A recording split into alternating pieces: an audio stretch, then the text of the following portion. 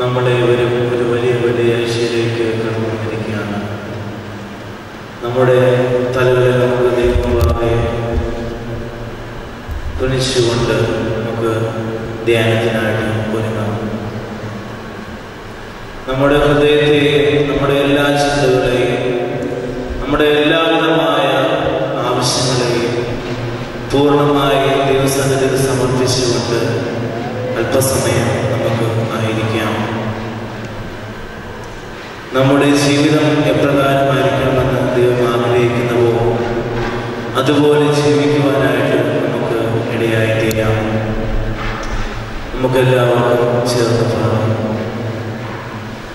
ദൈവപിതാവേ അങ്ങേ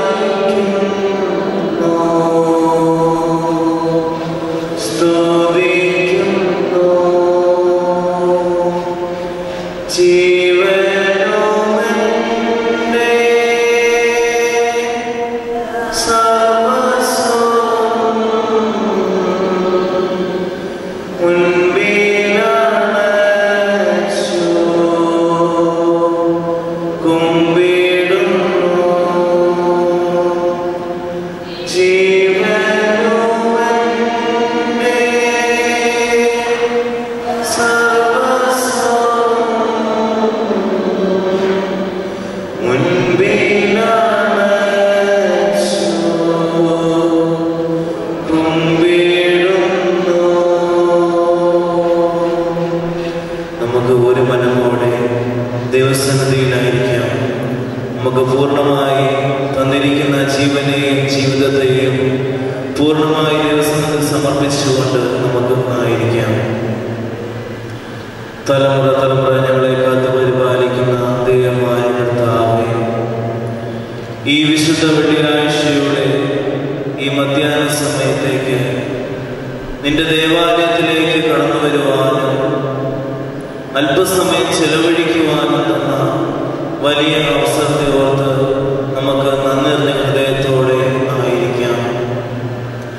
എൻ്റെ ദൈവമേ, ഞാൻ പാപിയാകുന്നുവെന്നും എൻ്റെ പാപം എത്രത്തോളം വലുതാകുന്നുവെന്ന് ഞാൻ മനസ്സിലാക്കുവാനും പൂർണ്ണമായി കഴിഞ്ഞകാല ജീവിതത്തിൽ ഉണ്ടായിരിക്കുന്ന പാപത്തിൻ്റെ അവസ്ഥയെ മനസ്സിലാക്കി പൂർണ്ണമായി അത് ഏറ്റുപറഞ്ഞുകൊണ്ട് നല്ല മക്കളായി ദൈവത്തിൻ്റെ വിശ്വസ്ത ആളുകളായി തീരുവാനായിട്ട് ദൈവമേ ഞങ്ങളെ ഇടയാക്കണമേ. കടന്നു വന്നിരിക്കുന്ന എല്ലാവരെയും അനുഗ്രഹിക്കണമേ. അവരുടെ എല്ലാ നല്ല ആവശ്യങ്ങളോട് കൂടെ ഇരിക്കണമേ. അവരുടെ എല്ലാ പ്രയാസങ്ങളെയും നീ മനസ്സിലാക്കണമേ. അവരുടെ എല്ലാ നല്ല ആവശ്യങ്ങളോടും കൂടെ ഇരുന്ന് നിന്റെ തിരുനാമം മഹത്വത്തിനാക്കി തീർക്കുവാനായിട്ട് ഞങ്ങളെ നീ ഇടയാക്കി തീർക്കണമേ. ഈ പരിശുദ്ധ ദേവാലയത്തിലേക്ക് കടന്നു വരുവാനും അല്പസമയം നിന്റെ സന്നിധിയിൽ ചിലവഴിക്കുവാനും നിന്റെ തിരുവചനത്തെ ധ്യാനിക്കുവാനും കേൾക്കുവാനും പരിശുദ്ധ പരിമല തിരുമേനിയുടെ മധ്യസ്ഥതയിൽ അഭയം പ്രാപിച്ചുകൊണ്ട് അനുഗ്രഹങ്ങൾ പ്രാപിക്കുവാനും ഞങ്ങളെ നീ ഇടയാക്കി തീർക്കണമേ. ഞങ്ങൾ പോകുന്ന സാഹചര്യങ്ങളിലും പോകുന്ന ഇടങ്ങളിലുമെല്ലാം ദൈവിക മഹത്വം മറ്റുള്ളവർക്ക് പറഞ്ഞു കൊടുക്കുവാനായിട്ട് ഞങ്ങളെ നീ യോഗ്യരാക്കി തീർക്കണമേ. ഭയപ്പെടേണ്ട ഞാൻ നിന്നോട് കൂടെയുണ്ട്, ഭ്രമിച്ചു നോക്കേണ്ട ഞാൻ നിന്റെ ദൈവമാകുന്ന അനുസരിതവനായ കർത്താവേ, ഞങ്ങളുടെ ജീവിതത്തിലേക്ക് നീ ഇറങ്ങി വരണമേ. ഞങ്ങളുടെ ആവശ്യങ്ങളോട് നീ കൂടിയിരിക്കണമേ. വഴിയാത്രയിലായിരിക്കുന്ന എല്ലാ മക്കളെ ഓർത്ത് പ്രാർത്ഥിക്കുന്നു. ലക്ഷ്യസ്ഥാനത്തെത്തുന്നവരെ നിന്റെ പരിശുദ്ധവരെ നീ കാത്തുകൊള്ളണമേ. ഞങ്ങളുടെ യൗവനക്കാരെ ഓർത്ത് പ്രാർത്ഥിക്കുന്നു. തെറ്റിപ്പോകുന്ന എല്ലാ സാഹചര്യത്തിലും നീ അവരോട് കൂടെ ഇരിക്കണമേ. കർത്താവേ, ഈ ലോകത്തിലെ സന്തോഷമൊന്നുമല്ല എനിക്ക് വേണ്ടത്, എൻ്റെ ദൈവത്തിനോടുള്ള സ്നേഹമാണെന്ന്, ദൈവത്തിൻ്റെ കൃപകൾ മാത്രമാണെന്ന് മനസ്സിലാക്കുവാനായിട്ട് ഈ സമയം ഞങ്ങളെ നീ ഇടയാക്കി തീർക്കണമേ.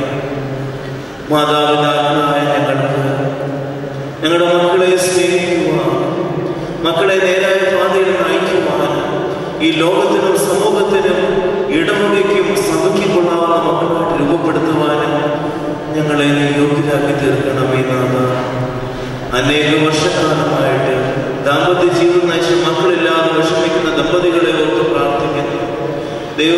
ദൈവിക വിളിയുള്ള, ദൈവിക സാന്നിധ്യമുള്ള, ദൈവിക കൃപയുള്ള മക്കളെയോ നീ ധാരാളമായിട്ട് കൊടുത്തുകൊണ്ടിരിക്കണം. അവരെ നീ അനുഗ്രഹിക്കണം. അവരുടെ പാപങ്ങളോ ദോഷങ്ങളോ കുറ്റങ്ങളോ അവരുടെ അനുഗ്രഹ തടസ്സമായി തീരുവാനായിട്ട് ഇടയാകേണ്ടത് ഞങ്ങളെ മറ്റുമായി നിന്റെ കൈകൾ സമർപ്പിച്ച് പ്രാർത്ഥിക്കുന്നു. അല്പസമയം നിന്റെ സന്നിധിയിലായിരിക്കട്ടെ. നിന്റെ സന്നിധിയിലായിരിക്കാനാണ് ഞങ്ങളെ നീ യോഗ്യരാക്കി തീർത്തുവല്ലോ.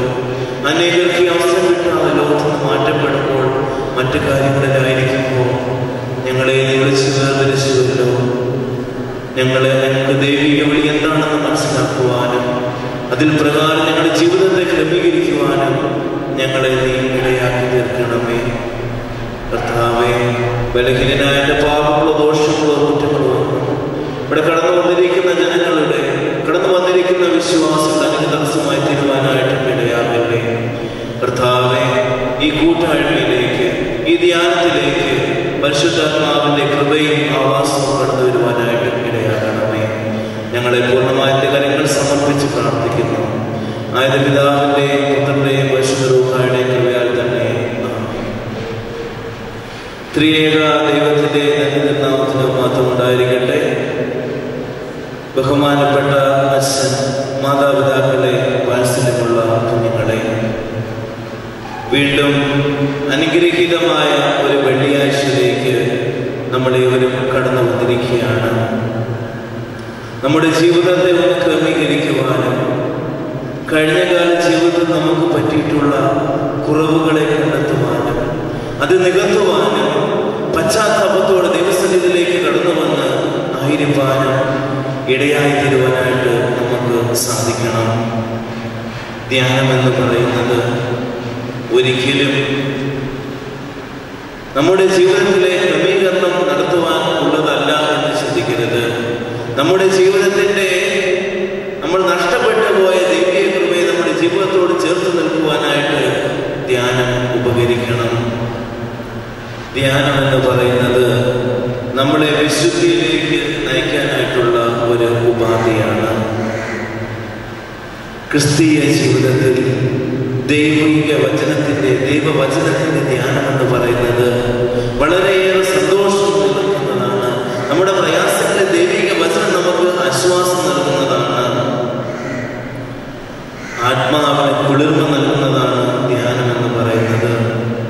ധ്യാനം എന്ന് പറയുന്നത് ഈ ചുറ്റുമുള്ള സാഹചര്യങ്ങളെ മൊത്തവും ഒഴിവാക്കി നമ്മളെ പൂർണ്ണമായി സമർപ്പിച്ച് ദൈവത്തിന്റെ സ്നേഹത്തിലും ദൈവ സാന്നിധ്യത്തിലും പൂർണ്ണമായി സമർപ്പിക്കാനായിട്ടുള്ള ഒരു വേദിയാണ് ധ്യാനം എന്ന് പറയുന്നത്. വിശുദ്ധ വേദപുസ്തകത്തിൽ നമ്മൾ വായിക്കുന്നു, സങ്കീർത്തനം 1:2 പ്രകാരം നമ്മൾ വായിക്കുന്നു, ന്യായപ്രമാണം രാപ്പകൽ ധ്യാനിക്കുന്ന മനുഷ്യൻ ഭാഗ്യവാൻ. കൂടാതെ യോശുവ 1:8 ദൈവം യോശുവയോട് പറയുന്നുണ്ട്, ന്യായപ്രമാണം രാപ്പകൽ ധ്യാനിക്കണം, എന്നാൽ നിന്റെ പ്രവൃത്തി സാധിക്കും, നീ കൃതാർത്ഥനായി തീരും എന്നൊക്കെ. വീണ്ടും ആത്മവിശ്വാസത്തിന്റെ സങ്കീർത്തനം എന്ന് പറയുന്ന 46-ാം സങ്കീർത്തനത്തിൽ ഇപ്രകാരം പറയുന്നു, മിണ്ടാതെ ഇരുന്ന് ഞാൻ ദൈവമെന്ന് അറിഞ്ഞുകൊള്ളുവീൻ.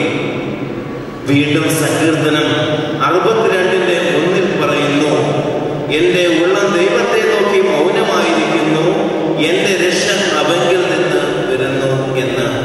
വീണ്ടും സങ്കീർത്തനം 139-ാം അധ്യായം അതിൻ്റെ 1 മുതൽ 4 വരെയുള്ള വാക്യത്തിൽ നമ്മൾ ഇപ്രകാരം വായിക്കുന്നു, യഹോവേ, നീ ശോധന ചെയ്ത് അറിഞ്ഞിരിക്കുന്നു, ഞാൻ ഇരിക്കുന്നതും എഴുന്നേൽക്കുന്നതും നീ അറിയുന്നു, എന്റെ നിരൂപണം നീ ദൂരത്തു നിന്ന് ഗ്രഹിക്കുന്നു, എന്റെ നടപ്പും കിടപ്പും നീ ശോധന ചെയ്യുന്നു, എന്റെ വഴികളൊക്കെ നിനക്ക് മനസ്സിലായിരിക്കുന്നു. യഹോവേ, നീ മുഴുവനും അറിയാതെ ഒരു വാക്കും എന്റെ നാവിന്മേൽ ഇല്ല എന്ന്. ഇവിടെ സങ്കീർത്തനക്കാരൻ ദൈവത്തെ വർണ്ണിക്കുന്നത് 3 തലത്തിലാണ്. തിയോളജിക്കലായിട്ട് പറയുകയാണെങ്കിൽ ഒന്നാമതായിട്ട് പറയുന്നത് ഒംനിപൊട്ടന്റ് എന്നാണ്. എന്ന് പറയുന്നത് ശക്തിയുള്ളവൻ. ഒംനിപൊട്ടന്റ് which means he is powerful. ദൈവം ശക്തിയുള്ളവനാണ് എന്ന് പറയുന്നു. രണ്ടാമതായിട്ട് പറയുന്നത് ഒംനി പ്രസന്റ് എന്നാണ്. ഒമ്നി പ്രസന്റ് എന്ന് പറഞ്ഞാൽ God is everywhere at the same time. ഒരേ സമയത്ത് എല്ലായിടത്തും ഒരേപോലെ ദൈവമുണ്ട് എന്ന് പറയുന്നു. മൂന്നാമതായിട്ട് പറയുന്നു omniscient എന്ന്, which means that God knows everything. ദൈവം എല്ലാം അറിയുന്നു എന്ന്. വീണ്ടും 1 യോഹന്നാൻ 3:20 പറയുന്നു, ദൈവം നമ്മുടെ ഹൃദയത്തേക്കാൾ വലിയവനും എല്ലാം അറിയുന്നവനും ആകുന്നു. ദൈവം നമ്മുടെ ഹൃദയത്തേക്കാൾ വലിയവനും എല്ലാം അറിയുന്നവനും ആകുന്നു എന്ന്. He knows what is in your heart. He knows our thoughts before we think them. And as Saint John said, God knows all things. നമ്മുടെ ഹൃദയത്തിൽ എന്ത് കടന്നു വരുന്നോ അത് ദൈവം അറിയുന്നു. ആ ചിന്ത എന്താണ്, ഞാൻ എന്താണ് പ്രവർത്തിക്കാൻ പോകുന്നത് എന്ന് ദൈവം തമ്പുരാൻ അറിയുന്നു എന്ന് പറയുന്നു. വീണ്ടും മത്തായി ശ്ലീഹയുടെ സുവിശേഷത്തിൽ പറയുന്നുണ്ട്, എന്നാൽ നിങ്ങളുടെ തലയിലെ മുടിയും എല്ലാം എണ്ണപ്പെട്ടിരിക്കുന്നു. നമ്മുടെ ഓരോരുത്തരുടെയും ഓരോ തലമുടി പോലും ദൈവം തമ്പുരാൻ എണ്ണി വെച്ചിരിക്കുകയാണ് എന്ന്. ഏകദേശം 400 BC ജീവിച്ചിരുന്ന ഒരു പ്രസിദ്ധനായ ഫിലോസഫറായിരുന്നു സോക്രട്ടീസ്. അദ്ദേഹത്തിന്റെ അടുക്കിലേക്ക് വരുന്ന ശിഷ്യന്മാരോട് സംസാരിച്ചിരുന്നത്, അവരെന്ത് ചോദ്യം ചോദിക്കുന്നുവോ അതിൽ തിരിച്ച് ചില ചോദ്യങ്ങൾ ചോദിച്ചുകൊണ്ട് അവരെ തന്നെ ആ ആൻസർ മനസ്സിലാക്കുവാനായിട്ട് ശ്രമിക്കുന്ന ഒരു രീതിയായിരുന്നു സോക്രട്ടീസ് കൊണ്ടു നടന്നിരുന്നത്, അല്ലെങ്കിൽ അത് മുമ്പോട്ട് കൊണ്ടുപോകാനായിട്ട് ആഗ്രഹിച്ചിരുന്നത്. ഇന്ന് ആദിമ മനുഷ്യനായ ആദമിനോട് ദൈവം ചോദിച്ച ആദ്യത്തെ ചോദ്യമാണ് ഞാൻ ധ്യാന വിഷയമാക്കുവാനായിട്ട് ആഗ്രഹിക്കുന്നത്. ദൈവമെല്ലാം അറിയുന്നവനാണെന്ന് നമ്മൾ കണ്ടു, പിന്നെ എന്തുകൊണ്ട് ദൈവം ഇങ്ങനെ ഒരു ചോദ്യം ചോദിച്ചു എന്ന് നമുക്ക് സംശയം തോന്നിയേക്കാം. നമുക്ക് വായിക്കാം.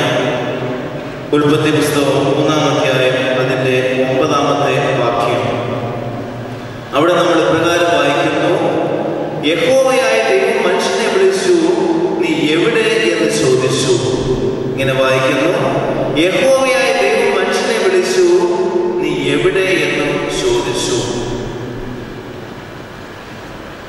നീ എവിടെയാകുന്നു? Where are you? നീ എവിടെയാകുന്നു എന്ന്. ഉൽപ്പത്തി പുസ്തകം നമ്മളെല്ലാവരും അറിയുന്നത് പോലെ ദീർഘദർശന്മാർ തലവനായ മോശയാണ് എഴുതിയിരിക്കുന്നത്. നമുക്ക് കുറച്ച് സമയത്തേക്ക് എന്തുകൊണ്ട് യേശു തമ്പുരാൻ ഇങ്ങനെ ഒരു ചോദ്യം ചോദിച്ചു എന്ന് നമുക്ക് ചിന്തിക്കാം. ദൈവം എന്തുകൊണ്ട് ഇങ്ങനൊരു ചോദ്യം ആദമിനോട് ചോദിച്ചു എന്ന്. ദൈവം ആദമിനോട് നീ എവിടെയാകുന്നു എന്ന് ചോദിക്കുന്നത് എന്തുകൊണ്ടാണ്? ആദം ദൈവത്തിനെതിരെ പാപം ചെയ്തു. പാപം ചെയ്ത ശേഷം ദൈവത്തിന്റെ സന്നിധിയിൽ നിന്ന് മാറിപ്പോയി. ദൈവം അവന് വേണ്ടതെല്ലാം അവിടെ കൊടുത്തിരുന്നു. അവന് വേണ്ട എല്ലാ കാര്യങ്ങളും അവൻ ക്രമീകരിച്ചിരുന്നു. അവന് പറ്റിയ തുണയെയും അവൻ കൊടുത്തിരുന്നു. അവൻ എന്താവശ്യമുണ്ടോ അതെല്ലാം കൊടുത്തിരുന്നു. എന്നാൽ ഇതൊക്കെ ഉണ്ടായിരുന്നിട്ടും ആദം തെറ്റിലേക്ക് പോയി. എന്തുകൊണ്ട് ആ തെറ്റിലേക്ക് പോയി എന്ന് നമുക്ക് ചിന്തിക്കാം. ദൈവത്തിന് എല്ലാം മുൻകൂട്ടി അറിയാൻ കഴിയുമെന്ന് നമുക്കറിയാം. ദൈവത്തിന് നമ്മുടെ മനസ്സിലുള്ള കാര്യങ്ങളെല്ലാം എന്ത് ചിന്തിക്കുന്നോ എന്ത് പ്രവർത്തിക്കാൻ ആഗ്രഹിക്കുന്നുവോ എന്ന് വളരെ വ്യക്തമായിട്ട് അറിയാമെന്ന് വേദപുസ്തകം തന്നെ പറയുന്നുണ്ട്. പിന്നെ എന്തുകൊണ്ട് ദൈവം ആദമിനോട് ചോദിക്കുന്നുവോ നീ എവിടെയാകുന്നു എന്ന്? അതിന് 3 കാരണങ്ങളാണ് ഞാൻ ഇന്ന് പറയുവാനായിട്ട് ആഗ്രഹിക്കുന്നത്. ഒന്നാമത്തെ കാരണം എന്ന് പറയുന്നത്, ആദമിനെ ആക്കിയെടുത്ത് ദൈവം അവനെ കണ്ടില്ല. എന്ത്? ആദമിനെ ആക്കിയെടുത്ത് ദൈവം അവനെ കണ്ടില്ല. Adam was not found in the place assigned to him. ദൈവം ആദമിനെ ഏദൻ തോട്ടത്തിലാക്കി ഏദൻ തോട്ടത്തിലാക്കിയ ആദം ദൈവം കൽപ്പന നൽകി ഏദൻ തോട്ടം പാലിക്കുവാനും അതിനു വേണ്ട എല്ലാവിധമായ കാര്യങ്ങൾ ക്രമീകരിച്ചുകൊണ്ട് ആദമിനെ അവിടെയാക്കി. എന്നാൽ ആദം അവിടെ തെറ്റിപ്പോയി. എന്തുകൊണ്ട്? ദൈവം ആദമിനോട് ചോദിക്കുന്നു, നീ എവിടെയാകുന്നു എന്ന്. ഉൽപ്പത്തി 2:8 നമ്മൾ പ്രകാരം വായിക്കുന്നു, അനന്തരം യഹോവയായ ദൈവം കിഴക്ക് ഏദനിൽ ഒരു തോട്ടമുണ്ടാക്കി താൻ സൃഷ്ടിച്ച മനുഷ്യനെ അവിടെ ആക്കി. മണ്ണുകൊണ്ട് ദൈവസ്വരൂപത്തിൽ ദൈവസാദൃശ്യത്തിൽ സൃഷ്ടിച്ച മനുഷ്യൻ ദൈവത്തെ പോലെ ആകണമെന്ന് ആഗ്രഹിച്ച ദൈവം, ദൈവത്തിനുണ്ടായിരുന്ന തേജസ്സും ദൈവത്തിനുണ്ടായിരുന്ന കൃപകളും ദൈവത്തിനുണ്ടായിരുന്ന എല്ലാ ദാനമായ മനുഷ്യന് ആദം എന്ന് പറയുന്ന വ്യക്തിക്ക് കൊടുത്തു. എന്നാൽ തുണയായി കൊടുത്തിരുന്ന ഹവ്വയെ സാത്താൻ ചതിച്ചുകൊണ്ട് ചോദിക്കുകയാണ്, ദൈവം വാസ്തവമായി എന്തെങ്കിലും പറഞ്ഞിട്ടുണ്ടോ എന്ന്. ഹവ്വയെ പാട്ടിലാക്കി തന്റെ വഴിയിലേക്ക് കൊണ്ടുവരുവാനായിട്ട് സാത്താൻ പരിശ്രമിക്കുന്നു. അങ്ങനെ ആ സാത്താന്റെ പിടിയിലേക്ക് അകപ്പെട്ടു പോയ ഹവ്വ ഫലം ഭക്ഷിക്കുകയും തന്റെ പ്രിയതമനായ ആദമിന് കൊടുക്കുകയും ചെയ്തു. രണ്ടുപേരും തെറ്റുകാരായിരുന്നു എന്ന് കാണുവാനായിട്ട് സാധിക്കുന്നു. കർത്താവ് ചോദിക്കുന്നത് ഇപ്രകാരമാണ്, ദൈവം ചോദിക്കുന്നത് ഇപ്രകാരമാണ്, ആദമേ ആദമേ നീ എവിടെയാകുന്നു എന്ന്. ഒന്ന് ചിന്തിച്ചു നോക്കണം. നമ്മളെ ദൈവം ചില കാര്യങ്ങൾ ഏൽപ്പിച്ചിട്ടില്ലേ? നമ്മളെ ദൈവം ചില പദ്ധതികൾ ഏൽപ്പിച്ചിട്ടില്ലേ? ദൈവം നമ്മുടെ ജീവിതത്തിൽ ചിലത് ചെയ്യണമെന്ന് ചിലത് നമ്മളിൽ നിന്ന് ആഗ്രഹിച്ചിട്ടില്ലേ? അങ്ങനെ ചിലർക്ക് നമ്മളെ ആക്കി വെച്ചിട്ടില്ലേ? അവിടെയാണോ നമ്മളിപ്പോൾ നിൽക്കുന്നത്? അവിടെ നിന്ന് മാറുവാനായിട്ട് നമുക്ക് ഇടയായോ എന്ന് ചിന്തിക്കുവാനായിട്ട് ഈ ദിവസം ഇടയാകണം. നമ്മളോട് എല്ലാവരോടുമുള്ള ചോദ്യമാണ്, മനുഷ്യ എവിടെയാകുന്നു? ഞാൻ നിങ്ങളും എവിടെയാകുന്നു എന്ന് ചോദിക്കുന്നു. ദൈവത്തിന്റെ സ്നേഹത്തെ വിട്ട് നീ എവിടേക്ക് ഓടിപ്പോകുന്നു എന്ന് ചോദിക്കുന്നു. ദൈവത്തെ വിട്ട് നീ ആരെ ആശ്രയിക്കാനായിട്ട് പോകുന്നു? ആരാണ് നിനക്ക് സൗഖ്യം നൽകുന്നത്? ആരാണ് നിന്നെ രക്ഷിക്കാനായിട്ട് നിന്നെ അവിടെ കാത്തു നിൽക്കുന്നത് എന്ന് ചോദിക്കുന്നു. നീ എന്തിനു വേണ്ടിയാണ് ഓടുന്നത്? നീ ആർക്ക് വേണ്ടിയാണ് ഓടുന്നത് എന്ന് ചോദിക്കുന്നു. അന്ന് ആദമിനെ പേർചൊല്ലി വിളിച്ച ദൈവം നമ്മളെ പേർചൊല്ലി വിളിച്ചിരിക്കുകയാണ്. നീ എവിടെയാകുന്നു എന്ന് ഉത്തരം പറയുവാൻ നമുക്ക് ഏവർക്കും ബാധ്യസ്ഥരാണ്. ഇന്നത്തെ സമൂഹം പലവിധമായ ദോഷപ്രവൃത്തികളുടെ അടിമത്തത്തിലായിരിക്കുമ്പോൾ ഈ ലോകത്തിലെ കാര്യങ്ങളാണ് വളരെ സന്തോഷം നൽകുന്നതെന്ന് ചിന്തിച്ചുകൊണ്ട് ഈ ലോകത്തിന്റെ മോഹങ്ങളിലേക്ക് പോകുമ്പോൾ പണത്തിനും ലാഭത്തിനും അതുപോലെ തന്നെ ജീവിത സുഖത്തിനും വേണ്ടി എന്തും ചെയ്യുവാനായിട്ട് ആയിരിക്കുന്ന ഒരു സമൂഹമല്ലേ എന്നുള്ളത്. ഇന്നത്തെ തലമുറയുടെ പോക്ക് എങ്ങോട്ടാണ് എന്ന് ചിന്തിക്കണം. കുഞ്ഞു കുട്ടികൾ പോലും 10-12 വയസ്സുള്ള കുഞ്ഞുങ്ങൾ പോലും മദ്യത്തിനും മയക്കുമരുന്നിനും അടിമയായി തീർന്നുകൊണ്ടിരിക്കുന്നു. മാതാവിനെയും പിതാവിനെയും അവർക്ക് വേണ്ട, സഹോദരങ്ങളെ വേണ്ട, സമൂഹത്തെ വേണ്ട, ഒന്നിനെ വേണ്ട. അവർക്ക് വേണ്ടത് ഈ ലോകത്തിലെ സുഖമാണ്, മദ്യമാണ്, മയക്കുമരുന്നാണ്. അതിൽ നിന്ന് കിട്ടുന്ന സുഖമാണ് അവർക്ക് വേണ്ടത് എന്ന് ചിന്തിക്കുന്ന ഒരു തലമുറയിലാണ് നമ്മൾ നിൽക്കുന്നത്. 2010 നവംബർ 29 മലയാള മനോരമയിൽ വന്ന ഒരു വാർത്ത പ്രകാരം ആണ്. അവിടെ പറയുന്നതിന് തലക്കെട്ട് ഇങ്ങനെയാണ്, ഈ പിതാവ് നിങ്ങളാകാതിരിക്കട്ടെ എന്നായിരുന്നു ആ തലക്കെട്ട്. ഈ പിതാവിന്റെ മകൻ 8ാം ക്ലാസ് വരെ നല്ലതായിട്ട് പഠിക്കുന്ന ഒരു കുട്ടിയായിരുന്നു. പിന്നെ കുറച്ച് നാളൊക്കെ കഴിഞ്ഞ് കൂട്ടൊക്കെ കൂടി നല്ല കൂട്ടുകാരെ ഒക്കെ കിട്ടി അവൻ രസത്തിന് മദ്യപിക്കുവാനും മയക്കുമരുന്നിനും അടിമയായി തീരുവാനായിട്ട് ഇടയായി. അവന് മദ്യവും മയക്കുമരുന്നുമില്ലാതെ ജീവിക്കാൻ കഴിയില്ല എന്നുള്ള അവസ്ഥയിലേക്ക് പോയിക്കൊണ്ടിരിക്കുന്നു. തമാശയ്ക്ക് തുടങ്ങിയ ഒരു കാര്യം അവന്റെ ജീവിതത്തെ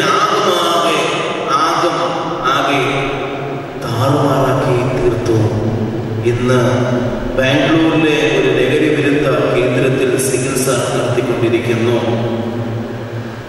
അവനോടൊപ്പം ഇരിക്കുന്ന പിതാവിന് ഒരു പ്രാർത്ഥന മാത്രമേ ഉള്ളൂ.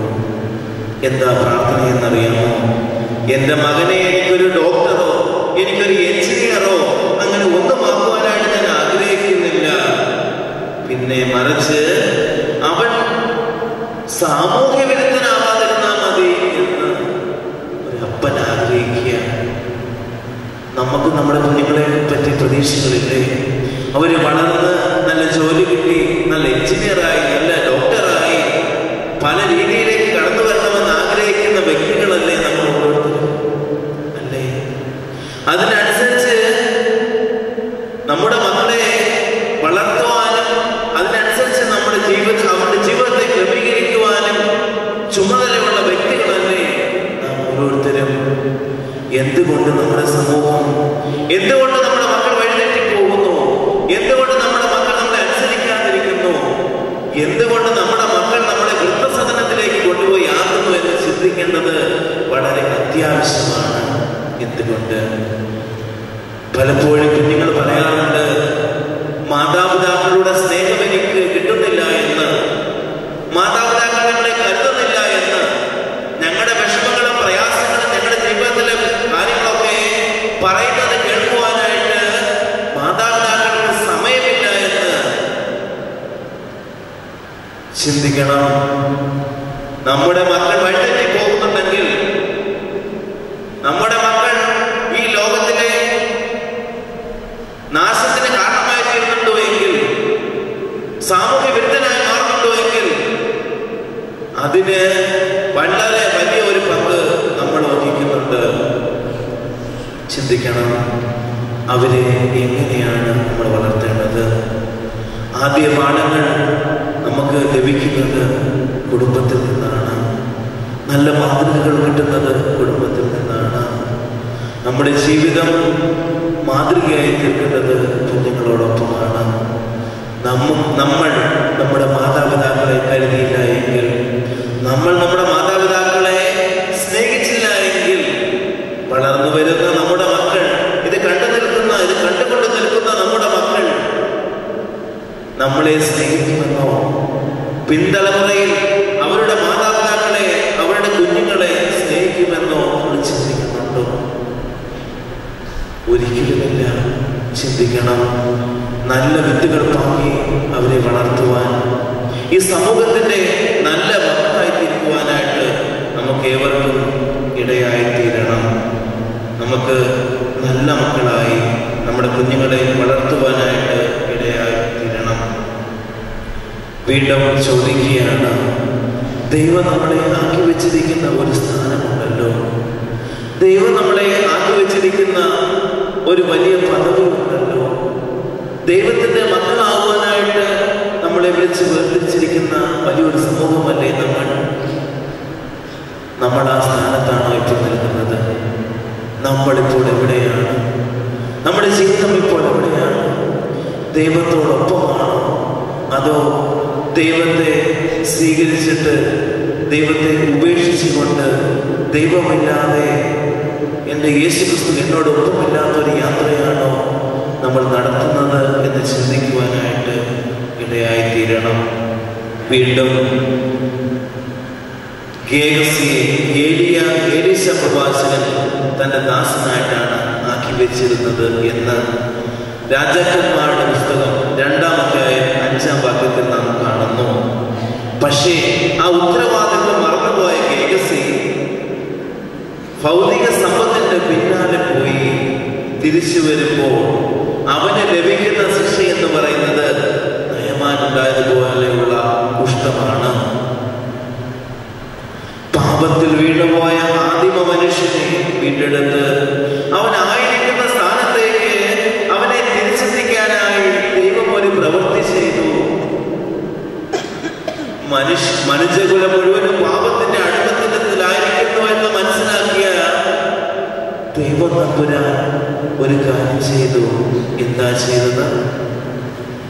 തന്റെ ഏകജാതനായ പുത്രനെ ഈ ലോകത്തിലേക്ക് മനുഷ്യകുലം മുഴുവന്റെയും പാപത്തിന് ശമ്പളമായി ലോകത്തിലേക്ക് അയച്ചു എന്നുള്ള വളരെ വലിയൊരു സത്യം നമുക്ക് ഏവർക്കും അറിയാവുന്നതാണ്. നമ്മൾ ചിന്തിക്കണം, മനുഷ്യനായി അവതരിച്ച് നമ്മുടെ പാപത്തിനു വേണ്ടി കുരിശിൽ യാഗമായി തീരുമ്പോഴും ഒരു പാപം പോലും യേശുദമ്പുരാൻ ചെയ്തിട്ടില്ല എന്നുള്ളത്. ഒരു പാപം പോലും ചെയ്യാത്തവനായ യേശുദമ്പുരാൻ നമ്മുടെ പാപത്തിനു വേണ്ടി കുരിശിൽ മരിച്ചതിന്റെ ആ സ്നേഹം എത്രയോ വലുതാണ് എന്ന് നമ്മൾ ചിന്തിക്കേണ്ടിയിരിക്കുന്നു. പലപ്പോഴും നമ്മുടെ ജീവിതത്തിൽ ചില ചെറിയ പ്രയാസങ്ങൾ കടന്നു വരുമ്പോൾ, ചെറിയ ദുഃഖങ്ങൾ കടന്നു വരുമ്പോൾ നമ്മൾ നിരാശപ്പെടാറുണ്ട്. എനിക്ക് എന്തുകൊണ്ട് ഈ രോഗം വന്നു, എനിക്ക് എന്തുകൊണ്ട് ഈ പ്രശ്നം വന്നു എന്നൊക്കെ ഇങ്ങനെ ചിന്തിക്കുമ്പോൾ ഒരു കാര്യം കൂടി ചിന്തിക്കണം. പാപി അല്ലാതിരുന്ന യേശുദമ്പുരാൻ നമ്മൾക്കായി മരിച്ച് കാൽവരിയിൽ യാഗമായി തീരുമ്പോൾ ആ ഏൽക്കുന്ന ആ പീഡനങ്ങളും ആ കുരിശിലുണ്ടായിരിക്കുന്ന ആ വേദനയും ഓർക്കുമ്പോൾ എൻ്റെ ജീവിതത്തിൽ ഉണ്ടാകുന്ന ചെറിയ പ്രയാസങ്ങളും ചെറിയ രോഗങ്ങളും ചെറിയ കഷ്ടപ്പാടുകളും എത്ര വലുത്, അല്ലെങ്കിൽ അതിനേക്കാൾ എത്രയോ വലുതാണ് എൻ്റെ ദൈവം തമ്പുരാൻ എനിക്ക് വേണ്ടി കാൽവരിയിൽ യാഗമായി തീർന്നത് എന്ന് ചിന്തിക്കുവാനായിട്ട് നമുക്ക് ഇടയാകുന്നുണ്ടോ എന്ന്. എന്താണ് ദൈവം നമ്മളിൽ നിന്ന് പ്രതീക്ഷിക്കുന്നത്? ദൈവത്തിന്റെ മക്കളായ നാം അവൻ ഏൽപ്പിച്ച ഉത്തരവാദിത്തങ്ങളും എല്ലാം ഭംഗിയായി ചെയ്യുവാൻ ബാധ്യസ്ഥരാണ്. ദൈവം നമുക്ക് ദാനമായി തന്നിരിക്കുന്ന ദാനങ്ങൾ എന്താണെന്ന് മനസ്സിലാക്കി അത് സമൂഹത്തിനും കുടുംബത്തിനും സഭയ്ക്കും വളരെ ഒരു സഹായമായി, അവർക്കൊരു സഹായ ഹസ്തമായി തീരുവാനായിട്ട് നമുക്ക് ഇടയാകുന്നുണ്ടോ എന്ന് ചിന്തിക്കണം. ജാതിമത ഭേദമന്യേ എല്ലാവരെയും ഒരേപോലെ കാണുവാനായിട്ട് നമുക്ക് സാധിക്കുന്നുണ്ടോ എന്ന് നമ്മൾ ചിന്തിക്കാനായിട്ട് ഇടയായിത്തീരണം. ദൈവിക സ്നേഹത്തിലെ പങ്കുകാരായി തീരുവാൻ, ദൈവിക പാപങ്ങൾ ഉൾക്കൊണ്ടുകൊണ്ട് ദൈവത്തിന്റെ സ്നേഹത്തിന്റെ പങ്കുകാരായി തീരുവാൻ നമുക്ക് ഏവർക്കും ഇടയായിത്തീരണം. രണ്ടാമത്തെ കാരണമെന്ന് പറയുന്നത് അവൻ ആദമിനെ അത്രമാത്രം സ്നേഹിച്ചിരുന്നു എന്നുള്ളതാണ്. അവൻ ആദമിനെ അത്രമാത്രം സ്നേഹിച്ചിരുന്നു എന്നുള്ളതാണ്.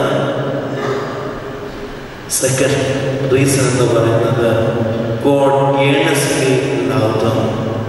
താൻ ഏറ്റവും സ്നേഹിക്കുന്ന തന്റെ സൃഷ്ടിയെ കാണാതായപ്പോഴാണ് ദൈവം തമ്പുരാൻ അവനെ അന്വേഷിച്ച് ഇറങ്ങിയത്. താൻ ജീവനത്തിൽ സ്നേഹിക്കുന്ന തന്റെ സൃഷ്ടിയെ ഏൽപ്പിച്ചിരിക്കുന്ന അവസ്ഥയിൽ നിന്ന് കാണാതായപ്പോഴാണ് ദൈവം തമ്പുരാൻ അവനെ തേടി ഇറങ്ങിയത്. നമ്മുടെ ജീവിതത്തിൽ നമുക്ക് പരിശോധിക്കാം. നമുക്കറിയാം, നമ്മളൊരു യാത്രയ്ക്ക് പോയിട്ട് തിരിച്ചു വരാനായിട്ട് കുറച്ച് വൈകിയാൽ അമ്മ അല്ലെങ്കിൽ മാതാപിതാക്കൾ നമ്മളോട് ആദ്യം ചോദിക്കുന്ന ഒരു ചോദ്യമാണ്, നീ എവിടെയായിരുന്നു എന്നുള്ളത്. നീ എവിടെയായിരുന്നു എന്നുള്ളത് അല്ലേ? ഒരു മാതാവിന് കുഞ്ഞിനോടുള്ള സ്നേഹം പോലെ 10 മാസം തന്നെ ഉദരത്തിൽ വഹിച്ച് ആ വേദനയോടുകൂടി പ്രസവിച്ച് തന്നെ കുഞ്ഞിനെ സ്നേഹിക്കുന്നത് പോലെ ദൈവം തമ്പുരാൻ ഇവരെ സ്നേഹിക്കുന്നു, ഇവനെ സ്നേഹിക്കുന്നു. അതുകൊണ്ടാണ് ചോദിക്കുന്നത്, നീ എവിടെയാകുന്നു എന്ന്. അത് ഒരു മാതാവിൻ്റെയോ പിതാവിൻ്റെയോ ഹൃദയത്തിൻ്റെ ഉള്ളിൽ നിന്നാണ് ചോദ്യം വരുന്നത്, നീ എവിടെയായിരുന്നു എന്നുള്ളത്. അതൊരു കരുതലിന്റെ ചോദ്യമാണ്, അതൊരു വലിയ സ്നേഹവാത്സല്യങ്ങളുടെ ചോദ്യമാണ്. വീണ്ടും ഉൽപ്പത്തി പുസ്തകം 2-ാം അധ്യായം 18-ാം വാക്യത്തിൽ നാം പ്രകാരം വായിക്കുന്നു, അനന്തരം യഹോവയായ ദൈവം മനുഷ്യനേകനായിരിക്കുന്നത് നന്നല്ല, ഞാൻ അവന് തക്കതായൊരു തുണയുണ്ടാക്കി കൊടുക്കുമെന്ന് അരുൾ ചെയ്തു. ദൈവം തന്റെ സ്വരൂപത്തിലും സാദൃശ്യത്തിലുമാണ് ആദമിനെ സൃഷ്ടിച്ചത്. അവന് പാർപ്പാൻ ഏദൻ തോട്ടം ഉണ്ടാക്കി കൊടുത്തു. അവന് വേണ്ടതെല്ലാം ചെയ്തു കൊടുത്തു. അവൻ ഏകനായിരിക്കുന്നത് നല്ലതല്ലെന്ന് മനസ്സിലാക്കി അവന് തുണയെയും കൊടുത്തു. എല്ലാം നൽകി അനുഗ്രഹിച്ചു. ഈ പ്രവർത്തനത്തിലൂടെ എല്ലാം നമുക്ക് കാണുവാനായിട്ട് സാധിക്കുന്നത് എന്താണ്? ദൈവത്തിൻ്റെ വലിയ സ്നേഹം, ദൈവത്തിൻ്റെ അളവറ്റ സ്നേഹമാണ് നമുക്കിവിടെ കാണുവാനായിട്ട് സാധിക്കുന്നത്. ഞാനൊന്ന് ചോദിച്ചു കൊള്ളട്ടെ, ഈ ലോകത്തിൽ നമ്മൾ എന്തിനെയാണ് സ്നേഹിക്കുന്നത്? പണത്തെയാണോ? എനിക്കുണ്ടാകാൻ പോകുന്ന പ്രതാപത്തെയാണോ? സ്ഥാനമാനങ്ങളെയാണോ? എൻ്റെ ജീവിതത്തിലായിരിക്കുന്ന എൻ്റെ തുണയെയാണോ? എൻ്റെ കുടുംബത്തെയാണോ? എന്തിനെയാണ് സ്നേഹിക്കുന്നത് എന്ന്? ഈ ലോകത്തിൽ എന്തു നേടിയാലും, എത്ര സമ്പന്നനാണെന്ന് പറഞ്ഞാലും, ഇവിടെ നിന്ന് പോകുമ്പോൾ ഒന്നും കൊണ്ടുപോകാനായിട്ട് സാധ്യമല്ല എന്ന് ചിന്തിക്കണം. അല്ലേ? എന്തെങ്കിലും കൊണ്ടുപോകാനായിട്ട് സാധിക്കുമോ? എത്ര നേടിയാലും, ഈ ലോകത്തിലുള്ള എന്ത് നേടിയെന്ന് പറഞ്ഞാലും അത് കൊണ്ടുപോകുവാനായിട്ട് സാധിക്കുമോ? നമ്മൾ മരിച്ച് കിടന്ന് പോകുമ്പോൾ ഒരിക്കലുമില്ല. ദൈവം തമ്പുരാൻ സ്നേഹവാത്സല്യങ്ങൾ നൽകി നമ്മളെ സ്വീകരിക്കാനായിട്ട് കടന്നു വരുമ്പോൾ, നമ്മുടെ സ്നേഹത്തോടുകൂടി നമ്മളെ ആലിംഗനം ചെയ്യുവാനായിട്ട് കടന്നു വരുമ്പോൾ, തൻ്റെ ജീവിതവും നൽകി ദൈവിക പദവിയിലേക്ക്, ദൈവത്തിൻ്റെ പുത്രത്വത്തിൻ്റെ പദവിയിലേക്ക് സ്വീകരിക്കുവാനായിട്ട് കടന്നു വരുമ്പോൾ, ആ ശബ്ദം കേൾക്കുവാനായിട്ട് ഇടയായിത്തീരുവാനായിട്ട് നമുക്ക് സാധിക്കുമോ? വീണ്ടും പറയുന്നുണ്ട്, പെറ്റമ്മ തന്നെ കുഞ്ഞിനെ മറന്നാലും ഞാൻ മറക്കില്ല എന്ന്. ഒരു പെറ്റമ്മയ്ക്ക് തന്നെ കുഞ്ഞിനെ മറക്കുവാനായിട്ട് സാധിക്കുമോ? ഒരിക്കലുമില്ല. അങ്ങനെ സംഭവിച്ചാൽ പോലും ഞാൻ നിന്നെ മറക്കില്ല എന്ന് അനുസരിച്ചവനായ യേശു തമ്പുരാന്റെ സാന്നിധ്യത്തിലാണ് നമ്മൾ നിൽക്കുന്നത് എന്നുള്ള ബോധ്യം നമുക്ക് ഉണ്ടാകണം. ദൈവത്തിന്റെ കൽപ്പന ധിക്കരിച്ച് വേറെ വഴിയായി പോയ യോനയ്ക്കുണ്ടായ പ്രയാസങ്ങളെ പറ്റി ഒക്കെ നമുക്ക് അറിയാവുന്നതാണ്. ദൈവത്തിന്റെ കൽപ്പന ലംഘിച്ച് പോയ യോനയ്ക്ക് പറ്റിയ എല്ലാവിധമായ കാര്യങ്ങളെ പറ്റി നമുക്ക് അറിവുള്ളതാണ്. പക്ഷേ അവിടെ ദൈവസ്നേഹത്തിന് കുറവൊന്നുമില്ല. അവന്റെ നാശത്തിനായിട്ട് ഒരിക്കലും ദൈവം തമ്പുരാനൊന്നും ചെയ്തിട്ടില്ല. അല്ലേ? പലപ്പോഴും നമ്മുടെ ജീവിതത്തിലും ഇങ്ങനെയൊക്കെ ഉണ്ടാകുമ്പോൾ, നമ്മുടെ ജീവിതത്തിൽ വലിയ പ്രയാസങ്ങൾ ഉണ്ടാകുമ്പോൾ ചിന്തിക്കരുത്, നമ്മളെ നശിപ്പിക്കുവാനായിട്ടല്ല ഇത് നമ്മുടെ ജീവിതത്തിൽ ഉണ്ടായത് എന്ന്. ഒരിക്കലും നമ്മളെ നശിപ്പിക്കുവാനായിട്ടല്ല, നമ്മളെ ഒരു പുതിയ സൃഷ്ടിയായി കാണുവാനായിട്ട് ആഗ്രഹിക്കുന്നതാണ് യേശു തമ്പുരാൻ. പാപി അനുതപിച്ചതിന്റെ വഴിയിലേക്ക്, ദൈവത്തിന്റെ അടുക്കലേക്ക് കടന്നു വരണമെന്ന് ആഗ്രഹിക്കുന്നതാണ് ദൈവപുത്രൻ. ഒരിക്കലും അവന്റെ നാശത്തിന്റെ ദൈവം തമ്പുരാൻ ആഗ്രഹിക്കുന്നില്ല. യേശു ക്രിസ്തു ആഗ്രഹിക്കുന്നില്ല. എത്ര പാപിയായിരുന്നാലും യേശു തമ്പുരാന്റെ അടുക്കിലേക്ക് കടന്നു വന്ന് ഒന്ന് നോക്കുമ്പോൾ, ദൈവത്തിന്റെ അടുത്ത് വന്നെല്ലാം ഏറ്റുപറയുമ്പോൾ, അവൻ അപ്പൻ മക്കളെ വിളിക്കുന്നത് പോലെ അവന്റെ മാറോട് ചേർത്ത് നിർത്തിക്കൊണ്ട് അവന് വേണ്ടതെല്ലാം പറഞ്ഞു കൊടുക്കും.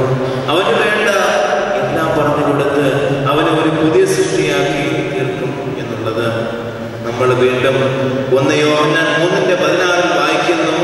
അവൻ നമുക്ക് വേണ്ടി തന്നെ പ്രാണനെ വെച്ചു കൊടുത്തതിനാൽ നാം സ്നേഹം എന്തുവെന്ന് അറിഞ്ഞിരിക്കുന്നു. വീണ്ടും 19-ാമത്തെ വാക്യത്തിൽ നമ്മൾ വായിക്കുന്നു, കുഞ്ഞുങ്ങളെ, നാം വാക്കിനാലും നാവിനാലുമല്ല, പ്രവൃത്തിയാലും സത്യത്താലും തന്നെ സ്നേഹിക്കണം എന്ന്. പലപ്പോഴും നമ്മുടെ വാക്കുകൊണ്ട്, നാവ് കൊണ്ട് സ്നേഹിക്കുന്നു എന്ന് പറയുകയും നമ്മുടെ പ്രവൃത്തിയിൽ അതില്ലാതെ ഇരിക്കുമ്പോൾ ആ സ്നേഹം കപടമാണ്. അങ്ങനെ ചെയ്യുന്നവനെ പിശാചെന്നാണ് ദൈവം വിളിക്കുന്നത്. അവൻ ദുഷ്ടനാണ്, അവൻ കള്ളനാണ് എന്നാണ് യേശു തമ്പുരാൻ പറയുന്നത്. വീണ്ടും 1 യോഹന്നാൻ 4:8-9 വാക്യത്തിൽ പറയുന്നു, സ്നേഹിക്കാത്തവൻ ദൈവത്തെ അറിഞ്ഞിട്ടില്ല.